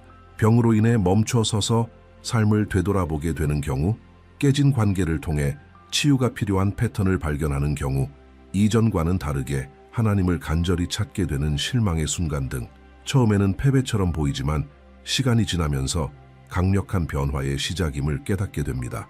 지금 당신이 이런 상황을 겪고 있을 수도 있습니다. 이해할 수 없는 고통, 설명할 수 없는 아픔, 모든 것이 더 힘들게 느껴지는 삶의 시기. 사실 하나님께서 당신을 더 큰 무언가를 위해 빚고 계실 수 있습니다. 의지하고 신뢰하고 성장하는 법을 가르치고 계실 수 있습니다. 그리고 이 모든 시간이 지나면 당신은 더 이상 예전의 자신이 아님을 알게 될 것입니다. 빌리 그레이엄은 우리가 뒤를 돌아볼 때 하나님께서 우리를 더 깊이 이끄신 순간들을 분명히 볼 수 있다고 말했습니다. 대개 그것은 가장 어려웠던 순간들이었지만 동시에 가장 거룩한 순간들이었습니다. 그 골짜기 속에서 우리는 하나님이 우리를 버리지 않으신다는 것을 배우고 마음이 상한 자들에게 가까이 계신다는 것을 깨닫습니다. 하나님은 죄를 아름다움으로, 눈물을 춤으로, 연약함을 강함으로 변화시키십니다. 그러므로 낙심하지 마세요. 만약 지금 싸움의 한가운데 있다면 하나님께서 당신 곁에 생각보다 더 가까이 계심을 기억하세요.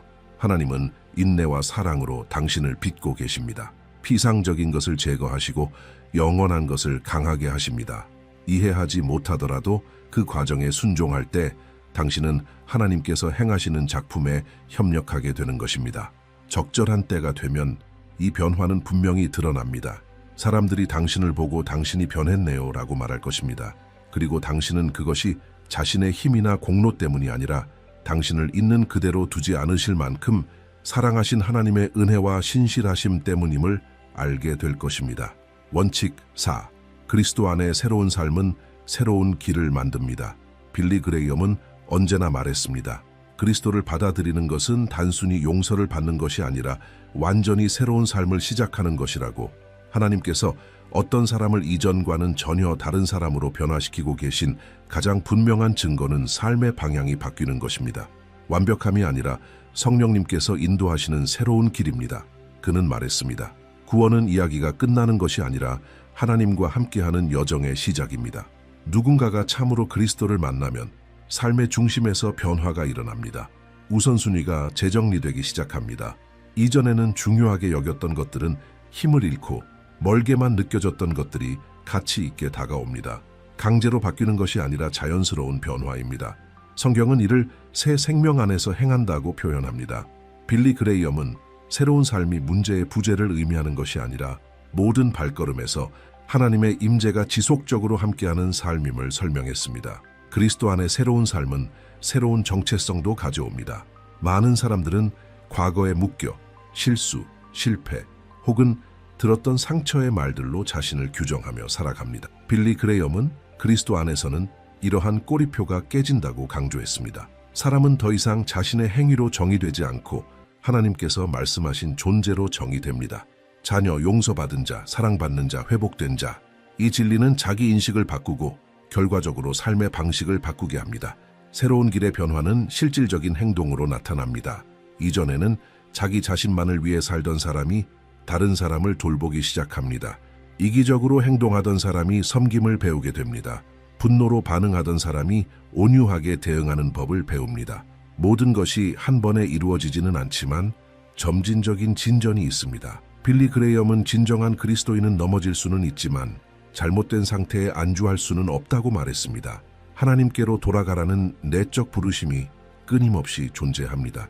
예를 들어 항상 단기적 이익만 보고 결정하던 사람이 있다고 생각해 보세요. 그리스도께 삶을 맡기면 그 사람은 스스로에게 묻게 됩니다.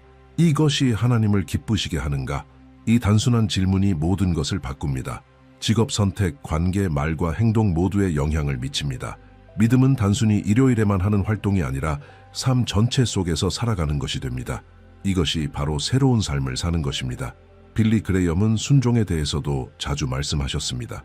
그는 하나님께 순종하는 것이 자유를 잃는 것이 아니라 진정한 자유를 발견하는 것이라고 가르쳤습니다. 세상은 자유를 원하는 대로 모든 것을 하는 것으로 말하지만 성경은 진정한 자유란 하나님께서 우리를 창조하신 방식대로 사는 것이라고 가르칩니다. 새로운 길을 걷기 시작하면 과거의 많은 고통이 잘못된 선택과 연결되어 있었음을 깨닫게 됩니다. 삶을 하나님의 뜻에 맞추면 혼란 대신 평화가 자리를 차지하기 시작합니다. 이 새로운 길은 또한 증언과 연결됩니다. 긴 설교가 아니라 삶 자체가 말하는 증언입니다. 사람들은 변화를 알아차리기 시작합니다. 말투, 반응, 타인을 대하는 방식 모두가 변합니다. 빌리 그레이엄은 그리스도인이 전할 수 있는 가장 큰 설교는 자신의 삶이라고 말했습니다. 진심으로 살아가는 믿음은 마음을 강력하게 움직입니다. 때로는 이 새로운 길이 용기를 요구합니다. 그리스도를 따르는 것은 흐름을 거슬러 헤엄치고 모두가 예라고 말할 때 아니오라고 말하며 대가를 치르더라도 가치를 지키는 것을 의미할 수 있습니다. 빌리 그레이엄은 이를 숨기지 않았습니다. 그는 진정한 기독교 신앙에는 헌신이 필요하다고 말했지만 하나님과 함께 걷는 기쁨과 비교할 수 있는 것은 없다고도 강조했습니다. 비용은 있지만 보상은 더 큽니다. 한 가지 명확한 예는 이전에는 정상이라고 여겼던 행동이나 관계, 태도를 버리기로 결단한 사람입니다. 처음에는 저항과 상실에 대한 두려움이 있을 수 있습니다. 그러나 시간이 지나면서 그 사람은 잃은 것이 없다는 것을 깨닫습니다. 대신 평화, 명확함, 자유, 하나님 앞에서의 양심의 평안을 얻습니다. 그리스도 안의 새로운 삶은 또한 미래에 대한 소망을 가져옵니다. 빌리 그레이엄은 영혼에 대해 자주 말했습니다. 이 삶은 잠시일 뿐이지만 여기서 내리는 결정은 영혼에 영향을 미칩니다. 이런 관점으로 살기 시작하면 우선순위가 바뀝니다. 고통은 더 이상 끝이 아니고 죽음은 가장 큰 두려움이 아니며 미래는 불확실하지 않습니다. 하나님께서 통치하고 계시다는 깊은 신뢰가 생깁니다. 이 새로운 길은 혼자가 아닙니다. 하나님은 우리에게 말씀을 안내자로, 성령님을 조언자로, 교회를 가족으로 주십니다. 빌리 그레이엄은 그리스도인 공동체의 중요성을 강하게 믿었습니다. 그는 아무도 혼자서는 성장할 수 없다고 말했습니다. 함께 걸을 때 우리는 사랑 안에서 강해지고 격려받고 바로잡힙니다. 이것이 바로 하나님께서 변화를 주신 사람들을 위해 그려놓으신 새로운 길의 일부입니다. 결국 그리스도 안의 새로운 삶은 하나님께서 부르신 부름에 매일 응답하는 삶입니다. 매일 아침 눈을 뜨고 다시 그분을 따르기로 선택하는 것, 넘어지고 일어나며 실수하고 회개하며 배우고 성장하는 과정입니다. 이는 계속되는 여정이지만 목적이 가득합니다. 하나님은 단순히 우리의 영원한 운명을 바꾸시는 것뿐만 아니라 지금 여기서 우리의 삶의 방식을 변화시키십니다. 오늘 당신이 이전과는 다른 자신임을 깨닫지만 여전히 변화 중임을 이해한다면 이것은 하나님께서 일하고 계신 신호입니다. 하나님은 당신을 새로운 길로 인도하고 계십니다. 믿음과 순종, 소망의 길입니다. 아마 상상하지 못했던 길일 수 있지만 하나님께서 원하시는 정확한 곳으로 인도하는 길입니다. 빌리 그레이엄이 항상 강조했듯이 하나님께서 한 일을 시작하시면 그 일을 끝까지 이루실 신실하심이 있습니다. 계속 걸어가면 됩니다. 느리더라도 의심이 있어도 괜찮습니다. 중요한 것은 속도가 아니라 방향입니다.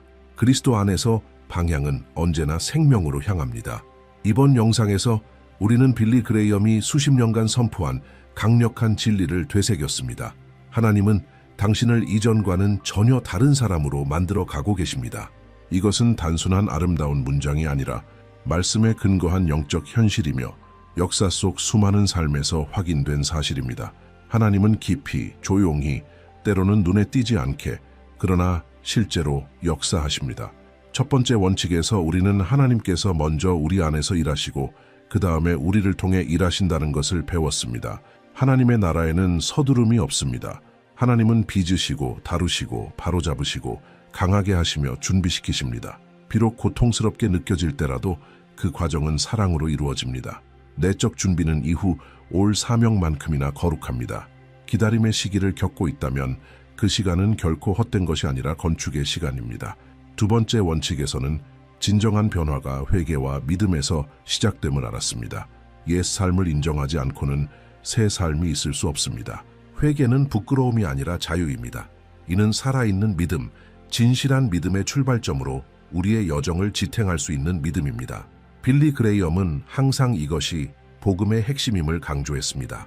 우리가 하나님이 필요함을 인정하고 하나님께서 모든 것을 새롭게 하실 수 있음을 믿는 것입니다. 세 번째 원칙은 고난이 우리 안에서 하나님의 작품의 일부임을 보여주었습니다. 사막 같은 시기들은 끝이 아니라 하나님의 공방입니다. 모든 고통, 시험, 겉으로 보이는 패배는 도공의 손에 쥐어진 도구로서 우리의 인격을 빚는 수단입니다. 빌리 그레이엄이 말씀하셨듯이 우리가 가장 크게 성장하는 것은 편안함 속이 아니라 오직 하나님만 의지하도록 이끌림을 받을 때입니다. 마지막으로 그리스도 안의 새로운 삶은 우리를 새로운 길로 인도합니다. 새로운 가치, 새로운 방향, 새로운 정체성을 갖는 여정입니다. 완벽함이 아니라 점진적 성장을 의미합니다. 과거의 내가 아닌 하나님께서 지금 말씀하시는 존재로 정의되는 삶입니다. 빌리 그레이엄은 이러한 변화가 태도, 선택, 그리고 살아있는 믿음의 일상적 증언 속에 드러난다고 늘 상기시켰습니다. 이 네 가지 원칙은 성장하기를 원하는 모든 그리스도인에게 단단한 기반을 제공합니다. 가장 아름다운 점은 이 변화가 인간의 힘에 의존하지 않고 오직 하나님의 은혜로 이루어진다는 것입니다. 하나님은 우리의 결과보다 마음을 더 중요하게 여기십니다. 하나님은 우리 안에 그리스도의 형상을 조금씩 날마다 형성하시고 계십니다. 이제 실천을 위한 초대의 말을 남깁니다. 당신의 마음에 가장 울림을 준 원칙 하나를 선택하고 이번 주에 그것을 삶 속에서 실천하기로 결단해 보세요. 믿음의 한 걸음을 내딛는 것일 수도 있고 용서를 구하는 것일 수도 있으며 단순히 하나님께서 조용히 당신을 빚고 계심을 받아들이는 것일 수도 있습니다. 어떤 선택이든 작은 순종의 한 걸음이 큰 변화의 문을 열 수 있습니다. 하나님은 당신을 고유한 길로 인도하고 계십니다. 당신은 더 이상 예전의 자신이 아니며 그리스도와 함께하는 여정은 되돌릴 수 없고 비교할 수 없는 길입니다. 빌리 그레이엄이 지금 여기 계셨다면 아마 미소 지으며 이렇게 말했을 것입니다. 당신 인생 최고의 결정은 예수님과 함께 걷는 것입니다. 후회하지 않을 겁니다. 당신은 혼자가 아닙니다. 좋은 소식은 하나님께서 아직 당신을 끝내지 않으셨다는 것입니다. 보이지 않을 때에도 하나님은 역사하고 계십니다. 새로운 무언가를 빚고 계시며 당신의 삶은 이 거룩한 작품을 반영하게 될 것입니다. 빌리 그레이엄이 확신을 가지고 말했듯이 하나님은 상한 마음을 가져도 그것을 예술 작품으로 만드실 수 있습니다. 그렇습니다. 하나님은 할 수 있습니다. 그리고 지금 바로 당신 안에서 그것을 행하고 계십니다. 여기까지 읽었다면 당신 안에서 특별한 일이 일어나고 있다는 신호입니다. 아직 과정 중일지라도 변화는 이미 시작되었습니다. 믿으세요. 하나님의 가장 좋은 일은 과거에 있는 것이 아니라 다가올 미래에 있습니다. 흔들리지 말고 믿음을 계속하며 걸음을 멈추지 마세요. 하나님께서 당신 안에서 시작하신 선한 일을 반드시 완성하실 것입니다. 이제 여러분에게 묻고 싶습니다. 이 메시지 중 어떤 부분이 가장 마음에 와닿았나요? 아래 댓글로 나누어 주세요. 하나님께서 여러분에게 말씀하신 것이나 이번 주에 실천하기로 결심한 원칙을 공유해 주세요. 여러분의 간증이 다른 사람들에게 큰 영감을 줄 수 있습니다. 아직 구독하지 않으셨다면 지금 바로 구독 버튼을 눌러주세요. 여기서는 성경을 기반으로 한 깊고 변화시키는 기독교 메시지를 매일 받아보실 수 있습니다. 그리고 화면에 곧 나타날 다음 영상도 잊지 말고 시청하세요. 다음 주제는 하나님 임재 안에서 더 깊이 나아가도록 도와주고 영적 여정에서 성장할 수 있도록 안내할 것입니다. 거기서 뵙겠습니다.